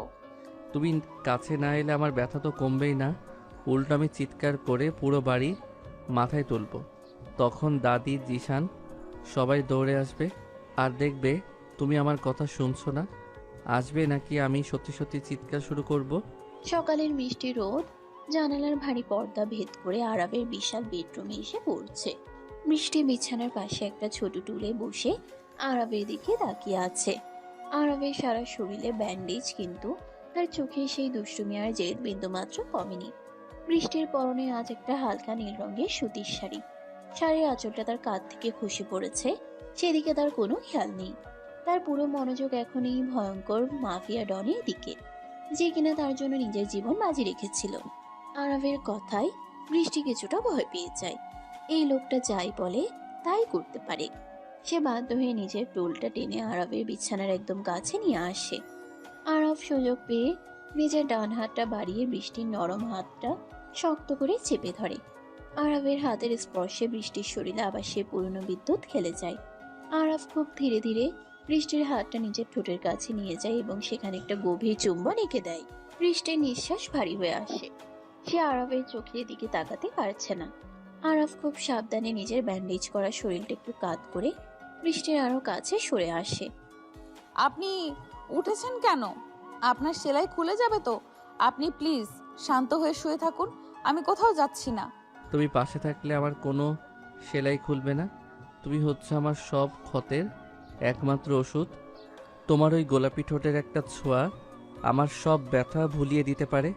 আমাকে একটু আদর করে দাও না পিচ্ছি। আরবের গলায় এক অদ্ভুত আকুতি, যে মাফিয়া ডনের নাম শুনলে শহরের বড় বড় ক্রিমিনালরা ভয়ে কাঁপে। সে আজ একটা সাধারণ 17 বছরের অনাথ মেয়ের কাছে আদরের কাঙাল হয়ে আছে। বৃষ্টি আর নিজেকে সামলাতে পারে না। তার বুকের ভেতরটা কেমন যেন মোচড় দিয়ে ওঠে। সে খুব সাবধানে ঝুঁকে পড়ে আরবের কপালে নিজের ঠোঁট ছুঁয়ে দেয়। আরব সাথে সাথে নিজের ভালো হাতটা দিয়ে বৃষ্টির ঘাড় পেঁচিয়ে ধরে তাকে নিজের মুখের উপর নামিয়ে আনে। বৃষ্টির ঠোঁট আরবের ঠোঁটের সাথে মিশে যায়। আরবের চুম্বনে আজ কোনো জোর নেই, আছে এক গভীর ভালোবাসা আর তীব্র আকাঙ্ক্ষা। সে খুব আলতো করে বৃষ্টির ঠোঁট দুটো নিজের ঠোঁটের মাঝে নিয়ে চুষতে থাকে। বৃষ্টিও আজ আর কোনো বাধা দেয় না। সে নিজের 2 হাত দিয়ে আরবের চুলগুলো খামচে ধরে চুমুর গভীরতা আরো বাড়িয়ে দেয়। দুজনের এই উষ্ণ আলিঙ্গনে সারা ঘরের পরিবেশ যেন ভারী হয়ে ওঠে। বেশ কিছুক্ষণ পর আরাফ বৃষ্টিকে ছেড়ে দেয়। বৃষ্টির মুখ লজ্জায় লাল হয়ে আছে। সে তাড়াতাড়ি উঠে দাঁড়িয়ে নিজের শাড়ি ঠিক করতে শুরু করে। ঠিক তখনই দরজায় টোকা পড়ে। ভিতরে আসবো আরাব? তোর শরীর এখন কেমন লাগছে ভাই? এসো দাদি, আমি একদম ঠিক আছি। তুমি খামোখায় এত চিন্তা করছো। আয়েশা বেগম ঘরের ভেতরে ঢুকে আরবের পাশে এসে বসেন। তার চোখে মুখে বয়সের ছাপ আর দুশ্চিন্তা স্পষ্ট। তিনি আরবের কপালে হাত রেখে জ্বর দেখার চেষ্টা করেন। বৃষ্টি একটু দূরে গিয়ে মাথা নিচু করে দাঁড়িয়ে থাকে। আয়েশা বেগম বৃষ্টির দিকে তাকিয়ে খুব মিষ্টি করে হাসেন। তিনি বুঝতে পেরেছেন এই মেয়েটা তার নাতির জীবনে কতটা গুরুত্বপূর্ণ হয়ে উঠেছে। কাল রাত থেকে মেয়েটা এক মুহূর্তের জন্য চোখের পাতা এক করেনি। আরাফের জন্য তার এই নিঃস্বার্থ সেবা দেখে আয়েশা বেগমের মনটা একদম গলে গেছে। তুই তো ঠিক আছিস, কিন্তু এই মেয়েটার দিকে তাকিয়ে দেখ। কাল সারা রাত ও তোর পাশে বসে থেকেছে, একটু ঘুমাতেও যায়নি। ওর চোখের নিচে কেমন কালি পড়ে গেছে। আমি ওকে বলেছিলাম ঘুমাতে, কিন্তু ও তো আমার কোনো কথাই শোনে না, শুধু আমার সাথে ঝগড়া করতে পারে। আমি কখন ঝগড়া করলাম? আপনি নিজেই তো সারা রাত আমাকে জ্বালিয়েছেন। একবার জল খাবেন, একবার মাথা টিপে দিতে বলবেন। আমি ঘুমাবো কখন? বৃষ্টির এই সরল কথায় আরাফ আর আয়েশা বেগম দুজনেই হেসে ওঠেন। বৃষ্টির নিজেরই লজ্জা লাগতে শুরু করেছে তখন। সে বুঝতে পারে আরাফ তাকে ইচ্ছে করেই সারা রাত জাগিয়ে রেখেছে যাতে সে আরাফের কাছাকাছি থাকে। আয়েশা বেগম উঠে গিয়ে বৃষ্টির মাথায় হাত বুলিয়ে দেন। তুই যা মা, এবার নিজের ঘরে গিয়ে একটু ঘুমিয়ে নে। আমি আরাবের কাছে আছি, জিসানকে বলছি তোর জন্য খাবার পাঠিয়ে দিতে। খেয়ে তবে ঘুমাবি। বৃষ্টি মাথা নেড়ে সম্মতি জানায় এবং ঘর থেকে বেরিয়ে যায়। বৃষ্টি চলে যাওয়ার পর আয়েশা বেগমের মুখের হাসি মিলিয়ে যায়। তিনি খুব গম্ভীর মুখে আরাফের দিকে তাকান। সুলতানের এত বড় সাহস কিভাবে হলো যে সে তোর উপর হামলা করে? এর একটা বিহিত তোকে করতেই হবে আরাব। এভাবে আর কতদিন চলবে? তুমি চিন্তা করো না দাদি। সুলতান নিজের মৃত্যুর পরোয়ানা নিজেই সই করেছে। আমার গায়ে হাত তোলার সাহস ওর ছিল না। ও শুধু বৃষ্টিকে টার্গেট করেছিল। আর যে আমার পিচ্চির দিকে নজর দেয় তার চোখ আমি উপড়ে নেই। আমি সুস্থ হয়ে উঠলেই ওর পুরো সাম্রাজ্য আমি মাটির সাথে মিশিয়ে দেব। আরাফের চোখে আবার সেই পুরনো প্রতিশোধের আগুন জ্বলে ওঠে। অন্যদিকে শহরের অন্য প্রান্তে সুলতানের গোডাউনে এক থমথমে পরিবেশ বিরাজ করছে। সুলতান রাগে ফুঁসছে। তার সামনে রকি আর বেশ কয়েকজন লোক মাথা নিচু করে দাঁড়িয়ে আছে। গতকালের হামলায় সুলতানের সবচেয়ে ভালো 10 জন লোক মারা গেছে, আর আরাফ একা তাদের সবাইকে শেষ করে দিয়ে বেঁচে ফিরেছে। এই অপমান সুলতানের পক্ষে মেনে নেওয়া অসম্ভব। সে হাতে রিভলভারটা টেবিলের উপর সজোরে আছাড় মারে। তোরা সবাই একটা কাজের নও। এতগুলো লোক মিলে একটা আহত আরবকে মারতে পারলি না? আর ওই মেয়েটা, ওই সামান্য মেয়েটাকেও তোরা তুলে আনতে পারলি না? ভাই, আরাব কাল যেন পাগল হয়ে গিয়েছিল। ওর গায়ে দুটো গুলি লাগার পরও ও যে এভাবে পাল্টা গুলি চালাবে সেটা আমরা বুঝতে পারিনি। আর জিসান মেয়েটাকে নিয়ে পেছনের রাস্তা দিয়ে আগেই পালিয়ে যায়। আমাদের লোক ওদের গাড়ি ধরতে পারেনি। আমাকে কোনো অজুহাত দিবি না কি? আমি যে কোনো মূল্যে ওই মেয়েটাকে চাই। আরবের দুর্বলতা ওই মেয়েটা। ওকে আমার হাতের মুঠোয় ফেলে আরব নিজে আমার পায়ে এসে পড়বে। তোরা আজই আরবের বাড়ির চারিদিকে আমাদের লোক সরিয়ে দে। ওই মেয়েটাকে নিশ্চয়ই কখনো না কখনো বাড়ির বাইরে বের হবে, আর তখন ওকে তুলে আনবি। রকি মাথা নেড়ে সম্মতি জানায়। সুলতান জানে আরাফের বাড়িতে সরাসরি হামলা করা এখন বোকামি হবে। আরাফের গার্ডরা এখন দ্বিগুণ সতর্ক। এসে অন্য উপায় খুঁজতে থাকে। ঠিক তখনই গোডাউনে প্রবেশ করে শহরের একজন দুর্নীতিগ্রস্ত পুলিশ অফিসার, ইন্সপেক্টর কবির। কবিরের সাথে সুলতানের পুরনো লেনদেনের সম্পর্ক আছে। কবির একটা সিগারেট ধরিয়ে সুলতানের সামনের চেয়ারে এসে বসে। খবর তো খুব খারাপ সুলতান। কাল রাতের গোলাগুলি খবর ওপর মহল পর্যন্ত পৌঁছে গেছে। আরাম তোমার এতগুলো লোক মেরে ফেললো আর তুমি কিছুই করতে পারলে না। তুমি এখানে আমাকে জ্ঞান দিতে এসেছো কবির? আমি তোমাকে টাকা দেই আমার কাজ করার জন্য। তুমি পুলিশের পোশাক পরে আরবের কিছু করতে পারবে? আরবের গায়ে সরাসরি হাত দেওয়া সম্ভব নয়। ওর রাজনৈতিক ক্ষমতা অনেক বেশি। তবে আমি শুনেছি আরব একটি অনাথ মেয়েকে জোর করে নিজের বাড়িতে আটকে রেখেছে। আমি যদি পুলিশের ফোর্স নিয়ে আরবের বাড়িতে যাই এবং ওই মেয়েটাকে উদ্ধার করার নাম করে বের করে আনি, তাহলে তো কাজ হয়ে যায়। দারুণ বুদ্ধি কবির। তুমি মেয়েটাকে বের করে আনবে, আর মাঝ রাস্তা থেকে আমার লোক ওই মেয়েটাকে ছিনিয়ে নেবে। কেউ বুঝতেও পারবে না যে এর পেছনে আমি আছি। এই কাজের জন্য তুমি তোমার পাওনা পেয়ে যাবে। কবির একটা সিগারেট ধরিয়ে সুলতানের সামনের চেয়ারে এসে বসে। সুলতান আর কবির মিলে এক ভয়ঙ্কর ষড়যন্ত্রের জাল বুনতে শুরু করে। এদিকে অনাথ আশ্রমে মায়া আর ফাদার জন ভীষণ চিন্তায় আছেন। কাল রাতে জিসানের লোক এসে তাদের পাহারার ব্যবস্থা করেছে, কিন্তু বৃষ্টির কোনো খবর তারা পাননি। মায়া আর স্থির থাকতে না পেরে জিসানের কাছে যাওয়ার সিদ্ধান্ত নেয়। সে সোজা জিসানের কাছে গিয়ে হাজির হয়। জিশান তখন আরবের বাড়ির সিকিউরিটি চেক করছিল। মায়াকে দেখে সে একটু অবাক হয়। জিশান ভাই, আমাকে একবার বৃষ্টির সাথে দেখা করতে দিন প্লিজ। কাল রাতে আপনাদের বস আহত হয়ে ফিরেছেন শুনেছি। বৃষ্টি কেমন আছে? ওর তো কোনো ক্ষতি হয়নি? বৃষ্টি একদম ঠিক আছে মায়া, তবে বসের অবস্থা খুব একটা ভালো নয়, তাই এই মুহূর্তে বাইরের কাউকে ভেতরে নিয়ে যাওয়াটা একটু কঠিন। আমি তো বাইরের কেউ নই, আমি বৃষ্টির বোন। আমি ওকে শুধু এক নজর দেখে চলে আসব। আমি কাউকে কিচ্ছু বলবো না। ফাদার জন খুব চিন্তায় আছেন। মায়ার কান্নাকাটি দেখে জিশানের মন গলে যায়। সে জানে বৃষ্টিও মায়াকে দেখার জন্য অস্থির হয়ে আছে। জিশান চারদিকটা একবার ভালো করে দেখে নিয়ে মায়াকে গাড়িতে তুলে সোজা আরবের প্রাসাদে নিয়ে আসে। প্রাসাদের বিশালতা দেখে মায়া অবাক হয়ে যায়। জিশান মায়াকে নিয়ে সোজা বৃষ্টির ঘরের দিকে যায়। বৃষ্টি তখন ঘুমোচ্ছিল। মায়া আস্তে করে বৃষ্টির পাশে গিয়ে বসে এবং তাকে ডাকে। বৃষ্টি চোখ মেলে মায়াকে দেখে আনন্দে লাফিয়ে ওঠে। মায়া, তুই এখানে? তুই কিভাবে এলি? ফাদার জন কেমন আছেন? আমি জিশান ভাইয়ের সাথে এসেছি। আমরা সবাই খুব ভালো আছি। কিন্তু তুই কেমন আছিস? তোকে তো একদম অন্যরকম লাগছে। আর তোর হাতে এটা কিসের আংটি? মায়ার নজর বৃষ্টির হাতের ওই জলজলে হীরার আংটির দিকে পড়ে। বৃষ্টির মুখ লজ্জায় লাল হয়ে যায়। সে তাড়াতাড়ি নিজের হাতটা অন্য নিচে লুকিয়ে ফেলে। মায়া বৃষ্টির চোখ দেখে বুঝতে পারে এই কয়েকদিনে অনেক কিছু বদলে গেছে। যে বৃষ্টি এই মাফিয়া জগৎকে ভয় পেত, সে এখন এই জগতেরই একজন হয়ে উঠেছে। মায়া বৃষ্টির হাত দুটো ধরে নিজের দিকে ফেরায়।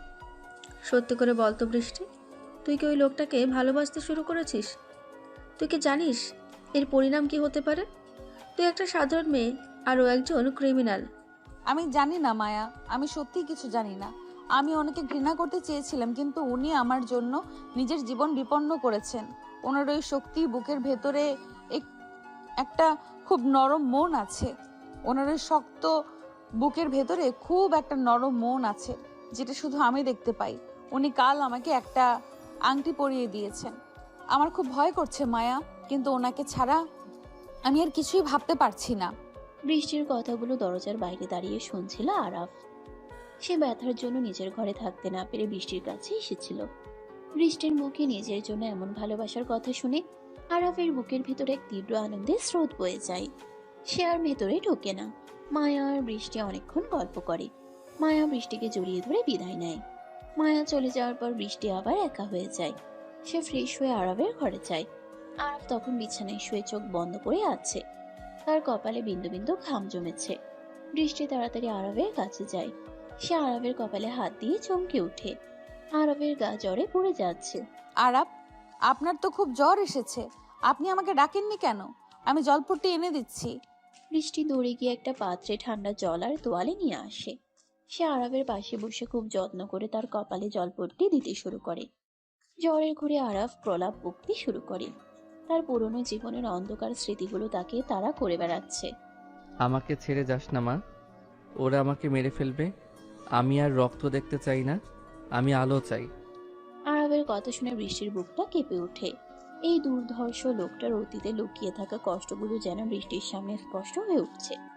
সে আরাফের একটা হাত নিজের বুকের কাছে চেপে ধরে। আরাফ ঘোরের মধ্যেই বৃষ্টির হাতটা শক্ত করে চেপে ধরে। বৃষ্টির পেটের কাছে মুখ গুজে দেয় সে। তুমি আমাকে ছেড়ে যাবে না তো বৃষ্টি?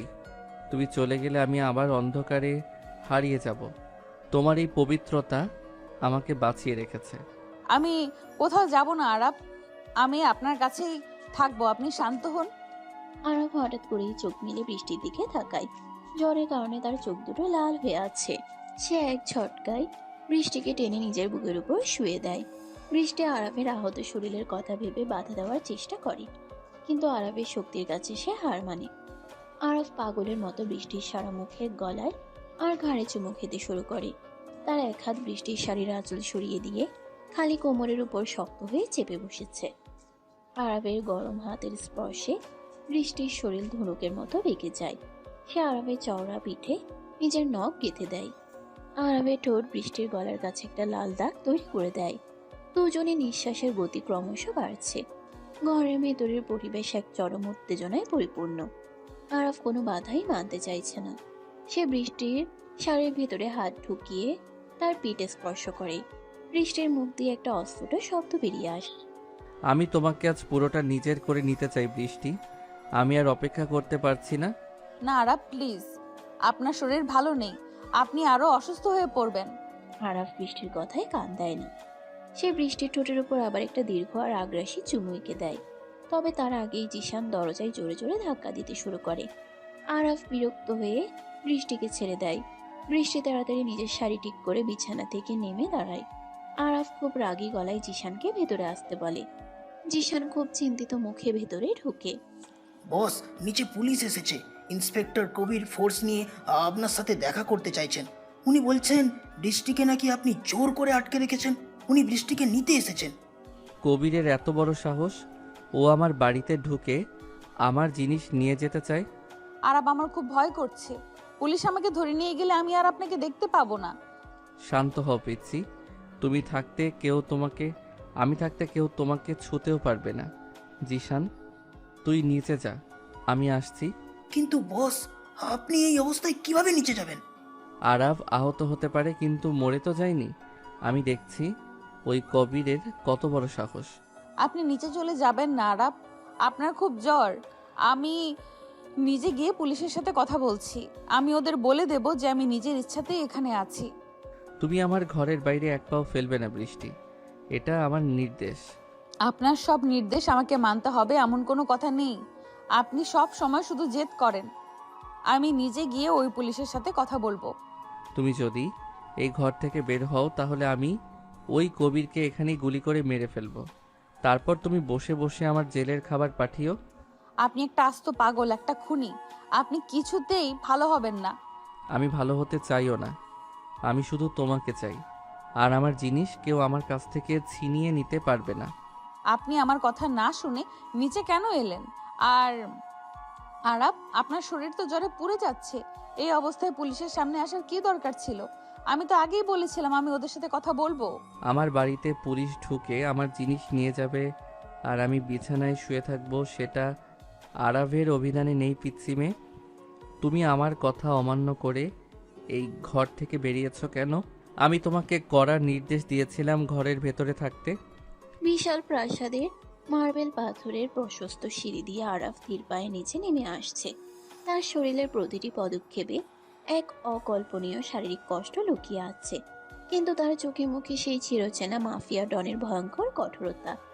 জ্বরের কারণে তার ফর্সা মুখটা একদম লাল হয়ে আছে, আর কপালের শিরাগুলোর আগে ফুলে উঠেছে। সাদা শার্টের ভিতর দিয়ে ব্যান্ডেজের লাল রক্তের দাগটা এখনো স্পষ্ট বোঝা যাচ্ছে। জিশান তার বসের এক হাত ধরে তাকে সাহায্য করার চেষ্টা করছিল, কিন্তু আরাফ হাত সরিয়ে দিয়ে নিজেই সোজা হয়ে দাঁড়ানোর চেষ্টা করে। তার আত্মসম্মান বোধ এতটাই প্রবল যে নিজের সামান্য দুর্বলতা সে কারোর সামনে প্রকাশ করতে চায় না। ড্রয়িং রুমের মাঝখানে দাঁড়িয়ে আছে দুর্নীতিগ্রস্ত পুলিশ অফিসার ইন্সপেক্টর কবির। তার সাথে অন্তত 10 জন সশস্ত্র পুলিশ সদস্য। পুরো বাড়িটা এক থমথমে আতঙ্কের মধ্যে ডুবে আছে। আয়েশা বেগম এক পাশে দাঁড়িয়ে উদ্বেগের সাথে আরাফের দিকে তাকিয়ে আছেন। তিনি খুব ভালো করেই জানেন আরাফ রেগে গেলে কি ভয়ঙ্কর রূপ ধারণ করতে পারে। কিন্তু আরাফ নিচে নামার আগেই বৃষ্টি তার ঘর থেকে ছুটে বেরিয়ে আসে। সে আরাফের নির্দেশ অমান্য করেই নিচে চলে এসেছে, কারণ এই অসুস্থ মানুষটাকে সে একা পুলিশের সামনে ছাড়তে কোনোভাবেই রাজি নয়। বৃষ্টির পরনে সেই হালকা নীল রঙের সুতির শাড়ি, আর চোখে মুখে অদ্ভুত এক দৃঢ়তা। যে সাধারণ অনাথ মেয়েটা কিছুদিন আগেও এই অন্ধকার জগৎটাকে চরম ভয় পেত, সে আজ বুক চিতিয়ে আরাফের পাশে এসে দাঁড়ায়। আরাফ অবাক হয়ে বৃষ্টির এই প্রতিবাদী রূপ দেখে। তার বুকের ভেতরটা এক অজানা শান্তিতে ভরে ওঠে। মেয়েটা তাকে সত্যিই ভালোবাসতে শুরু করেছে। আরাব সাহেব, আপনার শরীর তো দেখছি খুব খারাপ, কিন্তু আমার কিছু করার নেই। ওপর মহলে করা নির্দেশ আছে এই মেয়েটিকে আপনি জোর করে আটকে রেখেছেন। এমন একটা খবর আমাদের কাছে এসেছে, ওকে আমার সাথে এখনই থানায় যেতে হবে। কবির, তুমি বোধহয় ভুলে গেছো তুমি কার বাড়িতে দাঁড়িয়ে এত বড় বড় কথা বলছো? আরাভের বাড়িতে পুলিশের পোশাক পরে ঢুকে আমার মুখের উপর কথা বলার স্পর্ধা তোমাকে কে দিল? এই মেয়েটা আমার, আর ওকে এখান থেকে এক চুল সরাতে হলে তোমাকে আমার লাশের উপর দিয়ে যেতে হবে। আরাবের গলার আওয়াজ পুরো ড্রয়িং রুমে বাজখাই শব্দে প্রতিধ্বনিত হয়। তার চোখের দৃষ্টি এত তীক্ষ্ণ যে ইন্সপেক্টর কবির অজান্তে এক পা পিছিয়ে যান। কবির খুব ভালো করেই জানেন আরবের সাথে সরাসরি শত্রুতা করা মানে নিজের মৃত্যু ডেকে আনা, কিন্তু সুলতানের দেওয়া টাকার লোভ তাকে অন্ধ করে দিয়েছে। সে চারপাশের পুলিশ সদস্যদের দিকে তাকায় সাহস সঞ্চয় করার জন্য। জিশান এবং আরবের নিজস্ব গার্ডরা ততক্ষণে নিজেদের স্বয়ংক্রিয় অস্ত্র বের করে পুলিশের দিকে তাক করে দাঁড়িয়েছে। যে কোনো মুহূর্তে একটা বড় ধরনের রক্তক্ষয়ী সংঘর্ষ শুরু হয়ে যেতে পারে। আয়েশা বেগম ভয়ে 2 হাত বুকে চেপে ধরে ইষ্টনাম জপছেন। ঠিক এইরকম উত্তেজনার মুহূর্তে বৃষ্টির সামনে এগিয়ে যায়। সে আরবের একটা হাত নিজের হাতের মুঠোয় শক্ত করে ধরে ইন্সপেক্টর কবিরের চোখের দিকে সরাসরি তাকায়। আমাকে কেউ জোর করে আটকে রাখেনি অফিসার, আমি এখানে সম্পূর্ণ নিজের ইচ্ছাতেই আছি। আপনারা এখান থেকে এক্ষুনি চলে যান। এই বাড়ির মানুষকে বিরক্ত করার কোনো অধিকার আপনাদের নেই। তুমি ভয় পেও না মেয়ে, আমরা তোমাকে বাঁচাতে এসেছি। তুমি আমাদের সামনে সত্যি কথাটা বলতে পারো। এই দুর্দর্শ মাফিয়া ডন তোমাকে হুমকি দিয়ে আটকে রেখেছে, সেটা আমরা খুব ভালো করেই জানি। তুমি আমাদের সাথে চলো, তোমার আশ্রমে তোমাকে পৌঁছে দেওয়ার দায়িত্ব পুলিশের। কবিরের কথা শুনে বৃষ্টির ঠোঁটের কোন একটা তাচ্ছিলের হাসি ফুটে ওঠে। সে আরবের হাতের মুঠোটা আরো শক্ত করে ধরে। আরাফ মুগ্ধ দৃষ্টিতে বৃষ্টির এই সাহসিকতা দেখছে।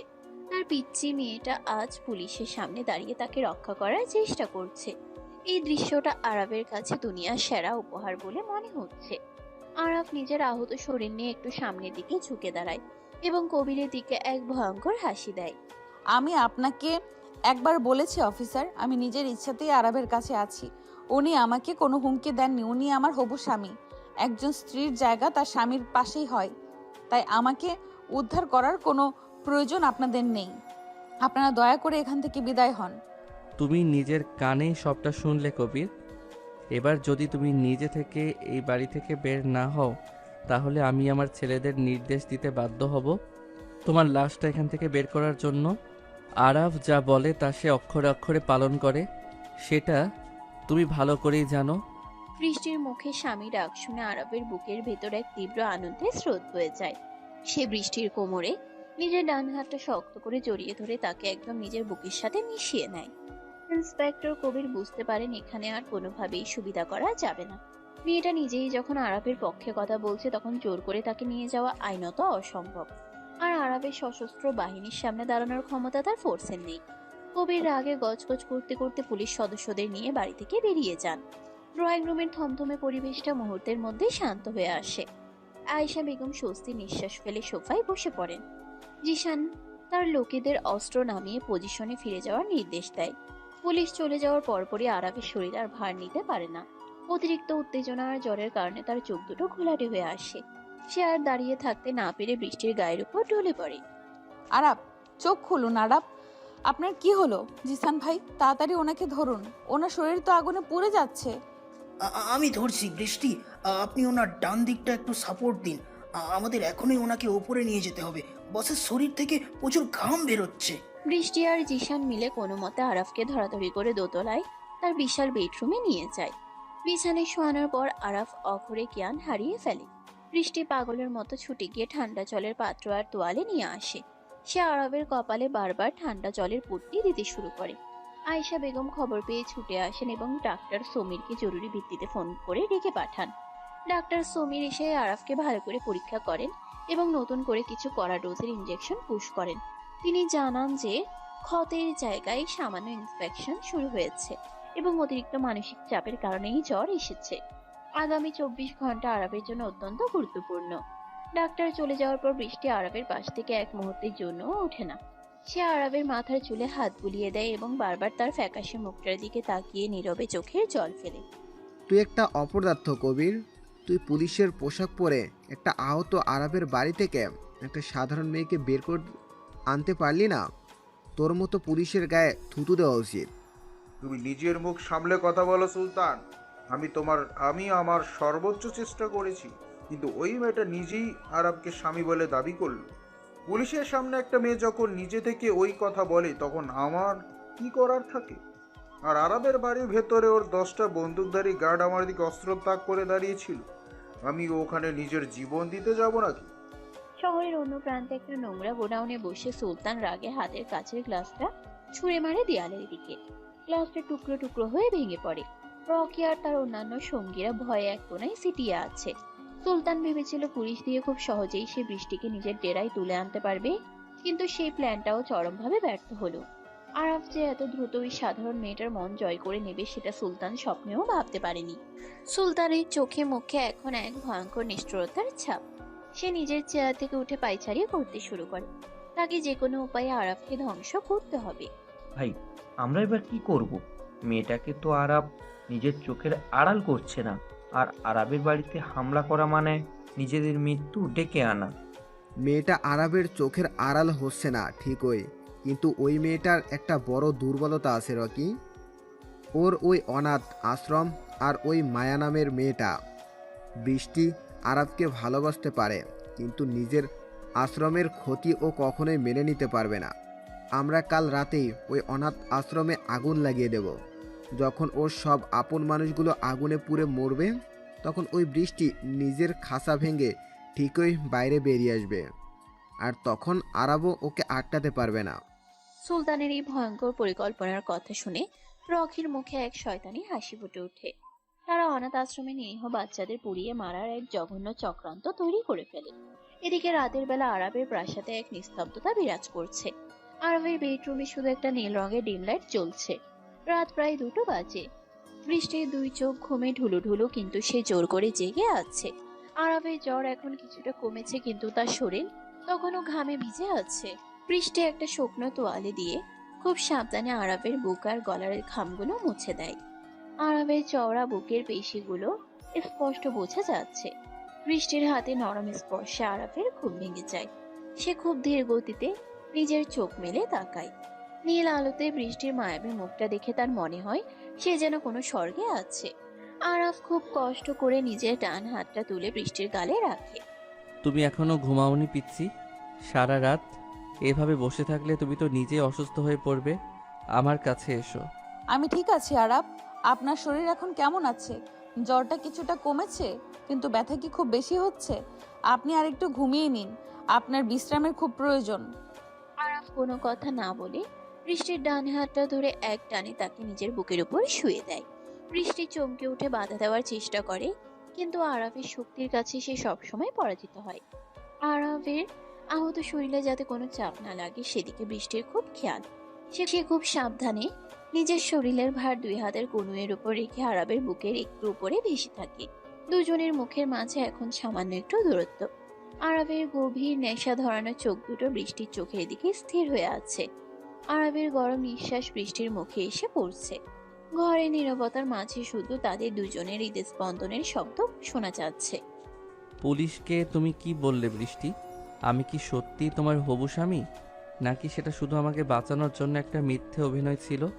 তুমি কি সত্যি আমাকে এই অধিকারটা দিয়েছো? আমি কোনো অভিনয় করিনি আরাব। আমি জানি আপনি অনেক খারাপ কাজ করেছেন। আপনার দুনিয়াটা খুব অন্ধকার, কিন্তু আপনার ওই অন্ধকারের ভেতরে লুকিয়ে থাকা আলোটা শুধু আমি দেখতে পেয়েছি। আপনি আমার জন্য নিজের জীবন বিপন্ন করেছেন।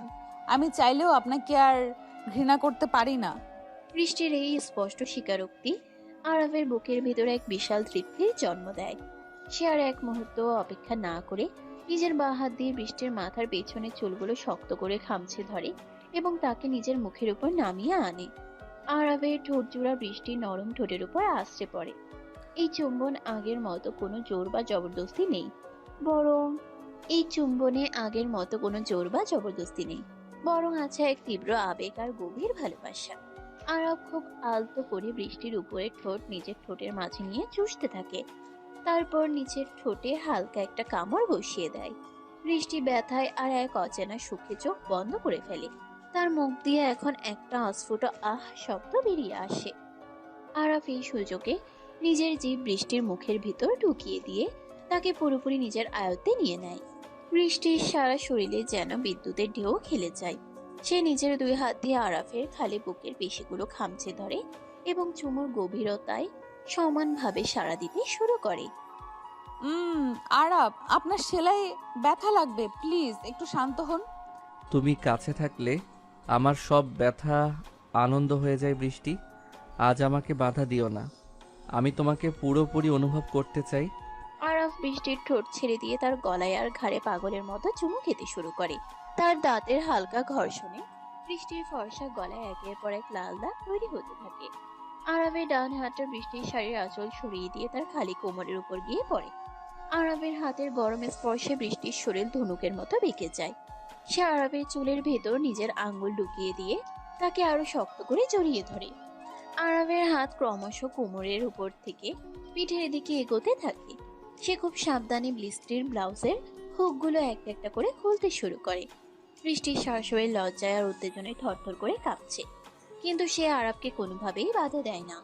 সে আজ নিজেকে সম্পূর্ণভাবে এই মাফিয়া ডনের কাছে সমর্পণ করতে প্রস্তুত।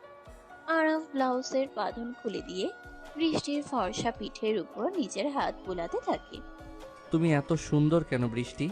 তোমার এই নরম শরীরটা আমাকে পাগল করে দিচ্ছে। আমি চাই আমার জীবনের প্রতিটি রাত ঠিক এভাবেই তোমার সাথে কাটুক। আমি শুধু আপনারই আরাপ, আমাকে কখনো নিজের কাছ থেকে দূরে সরিয়ে দিবেন না। আমি আপনার এই অন্ধকার জগৎকে ভয় পাই ঠিকই, কিন্তু আপনাকে ছাড়া আমার বেঁচে থাকা সম্ভব নয়। আরব বৃষ্টির চোখের দিকে তাকিয়ে মুচকি হাসে। তারপর সে বৃষ্টিকে নিজের পাশে শুয়ে দিয়ে তার শরীরের উপর কিছুটা ঝুঁকে পড়ে। আরাফ খুব সাবধানে নিজের ব্যান্ডেজ করা অংশটা বাঁচিয়ে বৃষ্টির ঘাড় থেকে শুরু করে বুকের উপরিভাগ পর্যন্ত অসংখ্য উষ্ণ চুম্বন এঁকে দেয়। বৃষ্টির নিঃশ্বাসের গতি ক্রমশ দ্রুত হচ্ছে। সে দুই হাতে বিছানার চাদর খামচে ধরে নিজের ভেতরের প্রবল উত্তেজনাকে সামলানোর চেষ্টা করছে। আরাফ বৃষ্টির শাড়ির ভাঁজগুলো খুব আলতো করে সরিয়ে দিতে তার পায়ের উন্মুক্ত অংশের উপর হাত বোলাতে শুরু করে। দুজনের এই তীব্র শারীরিক এবং মানসিক মিলনে ঘরের ভেতরে পরিবেশ এক চরম আকাঙ্ক্ষায় পরিপূর্ণ হয়ে ওঠে। আরাফ প্রমাণ করতে চায় যে সে শুধু মাফিয়া ডন নয়, সে একজন তীব্র প্রেমিক যে নিজের ভালোবাসার মানুষকে সুখের সাগরে ভাসিয়ে দিতে পারে। সারা রাত ধরে তাদের এই উষ্ণ রোম্যান্স চলতে থাকে এবং ভোরের দিকে একে অপরের বুকে মাথা রেখে গভীর শান্তিতে ঘুমিয়ে পড়ে তারা। এত সকালে উঠে পড়েছো কেন পিচ্ছি? আমার তো এখনো তোমার গায়ের গন্ধটা ঠিক মতো নেওয়া হয়নি। এদিকে এসো আমার বুকের কাছে। ছাড়ুন আমাকে, সকাল হয়ে গেছে। দাদি বা জিসান ভাই যে কোনো সময় চলে আসতে পারে। কাল রাতের পর আমার এমনিতেই খুব লজ্জা করছে। আপনি একটু শান্ত হয়ে শুয়ে থাকুন, আপনার সেলাইয়ের জায়গায় আবার চাপ লাগবে। আমার সেলাই নিয়ে তোমাকে ভাবতে হবে না। আমার বউয়ের ওপর আমার পুরো অধিকার আছে, আর সেই অধিকার খাটাতে গিয়ে যদি আমার সেলাই খুলেও যায় আমার কোনো আক্ষেপ নেই। তুমি শুধু আমার চোখের সামনে এভাবেই থেকো। ভোরের মিষ্টি রোদ জানালার ভারী পর্দা ভেদ করে ঘরের ভেতরে এসে পড়েছে। বিশাল বিছানার সাদা চাদরটা এলোমেলো হয়ে আছে, আর তার মাঝে আরাফ বৃষ্টিকে নিজের শক্ত দুই হাতের বাঁধনে জড়িয়ে ধরে আছে। কাল রাতে সেই তীব্র ভালোবাসার পর বৃষ্টির ফর্সা গলায় আর ঘাড়ে অসংখ্য লাল দাগ ফুটে উঠেছে, যা দেখে আরাফের চোখের দৃষ্টি আরো নেশাতুর হয়ে উঠেছে। বৃষ্টির পরনে এখন শুধু আরাফের একটা বড় সাদা শার্ট, যা তার হাঁটুর উপর পর্যন্ত লুটিয়ে আছে। আরাফের চওড়া খালি বুকের উপর মাথা রেখে বৃষ্টির লজ্জায় একদম গুটিয়ে আছে। আরাফের একটা হাত বৃষ্টির উন্মুক্ত উৎরুর উপর খুব আলতো করে ঘোরাফেরা করছে, আর তার গরম নিঃশ্বাস বৃষ্টির কানে শুশুরে দিচ্ছে। বৃষ্টি বুঝতে পারছে না এই ভয়ঙ্কর মাফিয়া ডনের ভেতরে এত রোম্যান্স কোথা থেকে এলো। সে আরাফের হাতের উপর নিজের একটা হাত রেখে তাকে থামানোর চেষ্টা করে, কিন্তু আরাফের শক্তির কাছে সে সবসময় হার মানে। আরাফ হঠাৎ করে বৃষ্টিকে এক ঝটকায় নিজের বুকের উপর তুলে নেয়, আর তার ঠোঁটের উপর একটা দীর্ঘ গভীর চুম্বন এঁকে দেয়।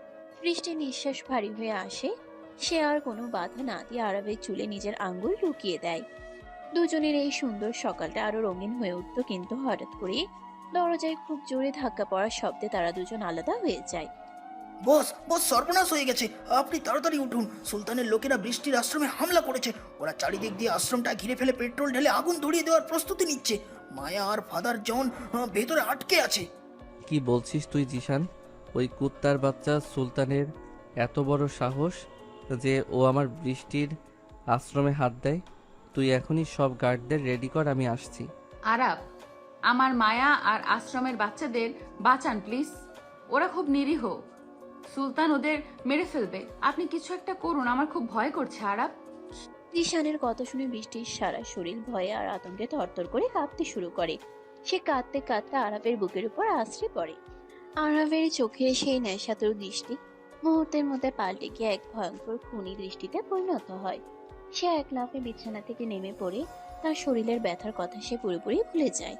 আরাফ তাড়াতাড়ি নিজের আলমারি থেকে একটা কালো শার্টার প্যান্ট বের করে পরে নেয় এবং নিজের রিভলভারটা কোমরে গুজে নেয়। বৃষ্টি পাগলের মতো আরাফের হাত ধরে টানতে থাকে। সে নিজেও আরাফের সাথে যেতে চায়।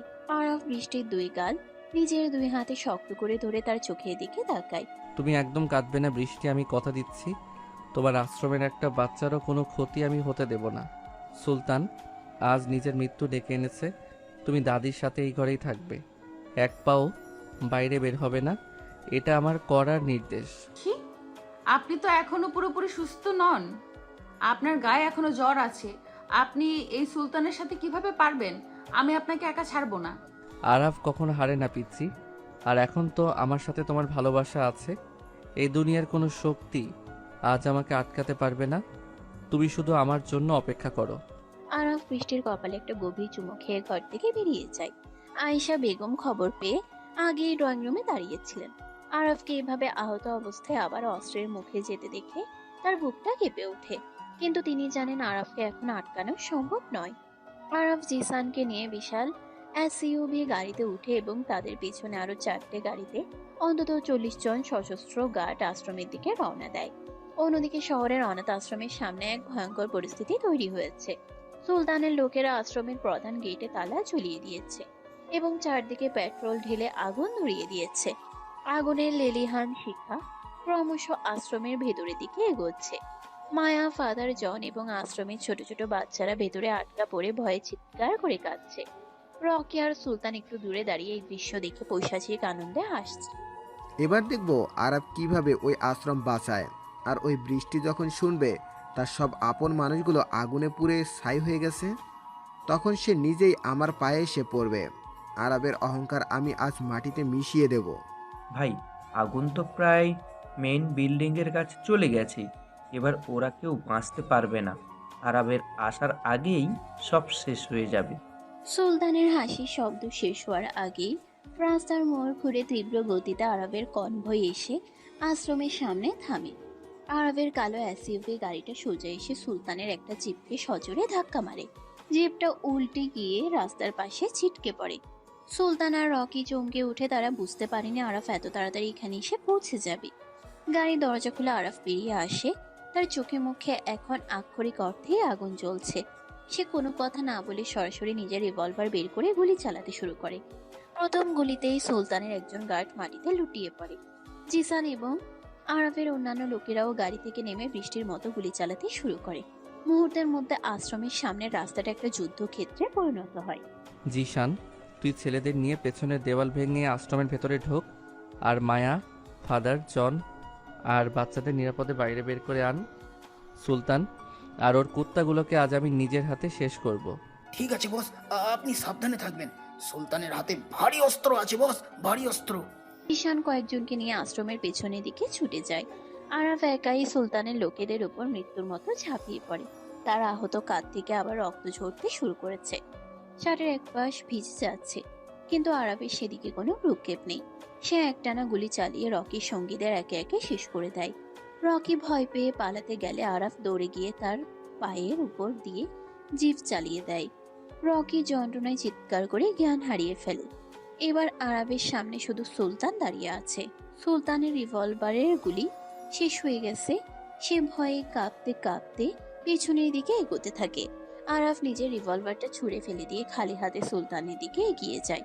আমাকে ছেড়ে দে আরব, আমি আর কখনো তোর বা ওই মেয়েটার রাস্তায় আসবো না। তুই যা চাস আমি তোকে তাই দিয়ে দেব, আমাকে মারিস না।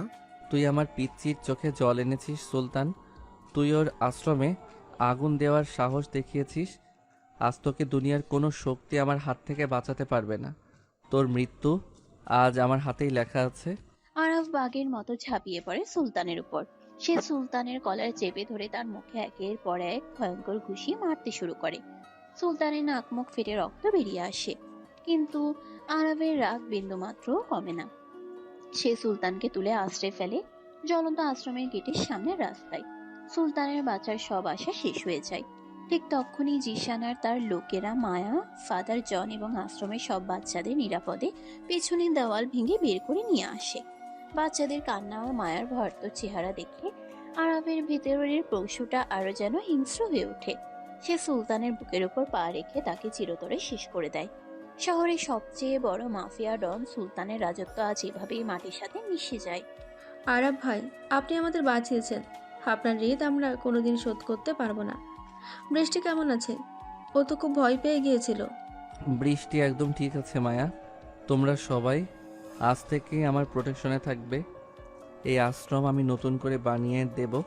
কেউ তোমাদের দিকে আর চোখ তুলে তাকাতে পারবে না। জিশান, তুই সবাইকে নিরাপদে আমাদের অন্য একটা সেফ হাউসে নিয়ে যাওয়ার ব্যবস্থা কর। আমি বাড়ি যাচ্ছি, আমার পিচ্চি মেয়েটা আমার জন্য অপেক্ষা করছে। জিশান মাথা নেড়ে সব ব্যবস্থা করতে শুরু করে।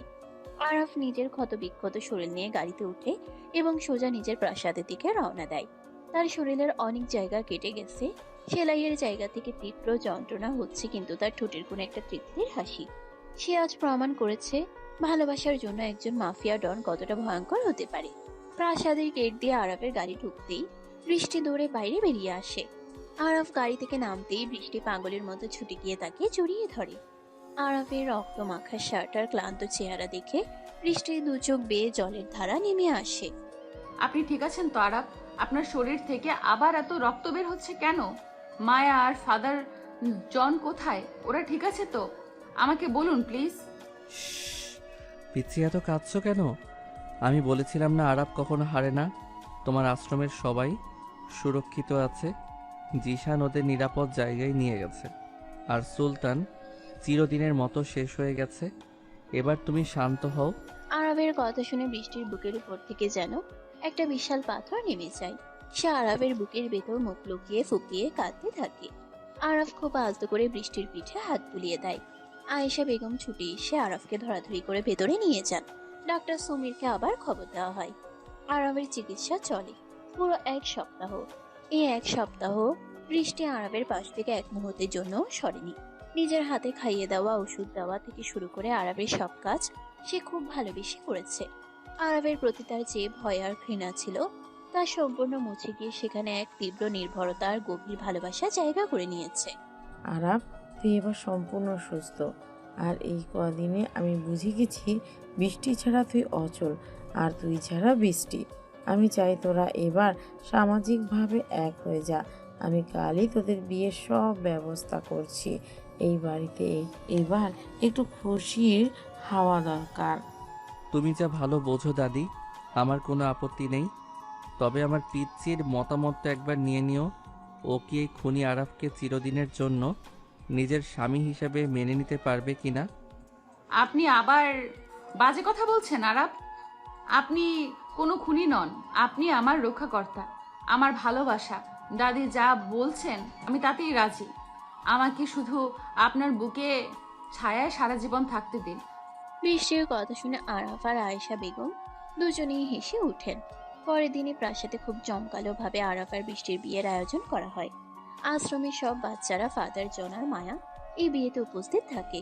পুরো প্রাসাদ আলো আর ফুলে সাজানো হয়েছে। বৃষ্টিকে একটা গাঢ় লাল রঙের বেনারসি শাড়ি আর গাগ ভর্তি সোনার গহনায় একদম স্বর্গের পরিমতো লাগছে। আরাফ কালো রঙের একটা ডিজাইনার শেরওয়ানি পরেছে। বিয়ের মণ্ডপে যখন আরাফ বৃষ্টির সিঁথিতে লাল সিঁদুর পরিয়ে দেয়, তখন বৃষ্টির চোখ থেকে এক ফোঁটা সুখের জল গড়িয়ে পড়ে। সে আজ এক অনাথ মেয়ে থেকে শহরের সবচেয়ে ক্ষমতাধর মানুষের স্ত্রীতে পরিণত হলো। বিয়ের সব নিয়ম কানুন শেষ হওয়ার পর রাতে আরাফের বেডরুমটা লাল গোলাপ দিয়ে সাজানো হয়। আজ তুমি সত্যি সত্যি আমার বউ হয়ে গেলে পিচ্ছি। এবার আর কেউ তোমাকে আমার কাছ থেকে দূরে সরাতে পারবে না। আজ আমি পৃথিবীর সবচেয়ে সুখী মানুষ। আমিও খুব সুখী আরাব। আমি কখনো ভাবিনি আমার মতো একটা সাধারণ মেয়ের জীবনে এত ভালোবাসা লেখা আছে। আপনি আমাকে পূর্ণতা দিয়েছেন। আরাফ ধীরে ধীরে বৃষ্টির দিকে এগিয়ে যায়।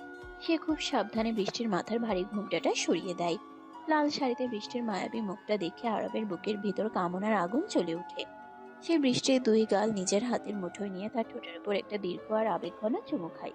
বৃষ্টির শরীরেই পরিচিত কিন্তু নতুন অধিকারের স্পর্শে কেঁপে ওঠে। সে নিজের 2 হাত দিয়ে আরবের গলা শক্ত করে জড়িয়ে ধরে। আরবের চুম্বনের গভীরতা ক্রমশ বাড়তে থাকে। সে বৃষ্টির মুখের ভেতর নিজের জিভ ঢুকিয়ে দিয়ে তাকে ভালোবাসার এক নতুন জগতে নিয়ে যায়। আরাফের হাত খুব সাবধানে বৃষ্টির শাড়ির পিনগুলো খুলতে শুরু করে। বৃষ্টির ফর্সা গলার উপর থাকা ভারী নেকলেসটা সরিয়ে দিয়ে সেখানে আরাফ অসংখ্য উষ্ণ চুম্বন এঁকে দেয়। আরাব, আমাকে শক্ত করে জড়িয়ে ধরুন। আমি চাই এই মুহূর্তটা যেন কখনো শেষ না হয়।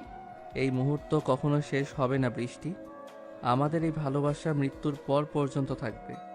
আজ তুমি আমাকে পুরোপুরি তোমার করে নাও। আরাফ বৃষ্টিকে কোলে তুলে নিয়ে বিছানার মাঝখানে শুয়ে দেয়। সে খুব সাবধানে বৃষ্টির শাড়ি আর গহনাগুলো সরিয়ে তাকে নিজের ভালোবাসার চাদরে মুড়িয়ে নেয়। সারা ঘরের নিস্তব্ধতা ভেঙে শুধু তাদের দুজনে দীর্ঘশ্বাস আর ভালোবাসার অস্ফুট শব্দগুলো শোনা যেতে থাকে। আরাফের প্রতিটি স্পর্শে বৃষ্টি নিজেকে নতুন করে আবিষ্কার করে। সে আরাফের পেশিবহুল পিঠে নিজের নখ গেঁথে দিয়ে তাকে চরম সুখের সাগরে ভাসিয়ে দেয়। এক অনাথ মেয়ে আর এক ভয়ঙ্কর মাফিয়া ডনের এই অদ্ভুত প্রেমের গল্প এভাবে এক সুন্দর আর রোমান্টিক পরিণতির দিকে এগিয়ে যায়, যেখানে শুধু ভালোবাসা আর নির্ভরতার জয় হয়। সমাপ্ত।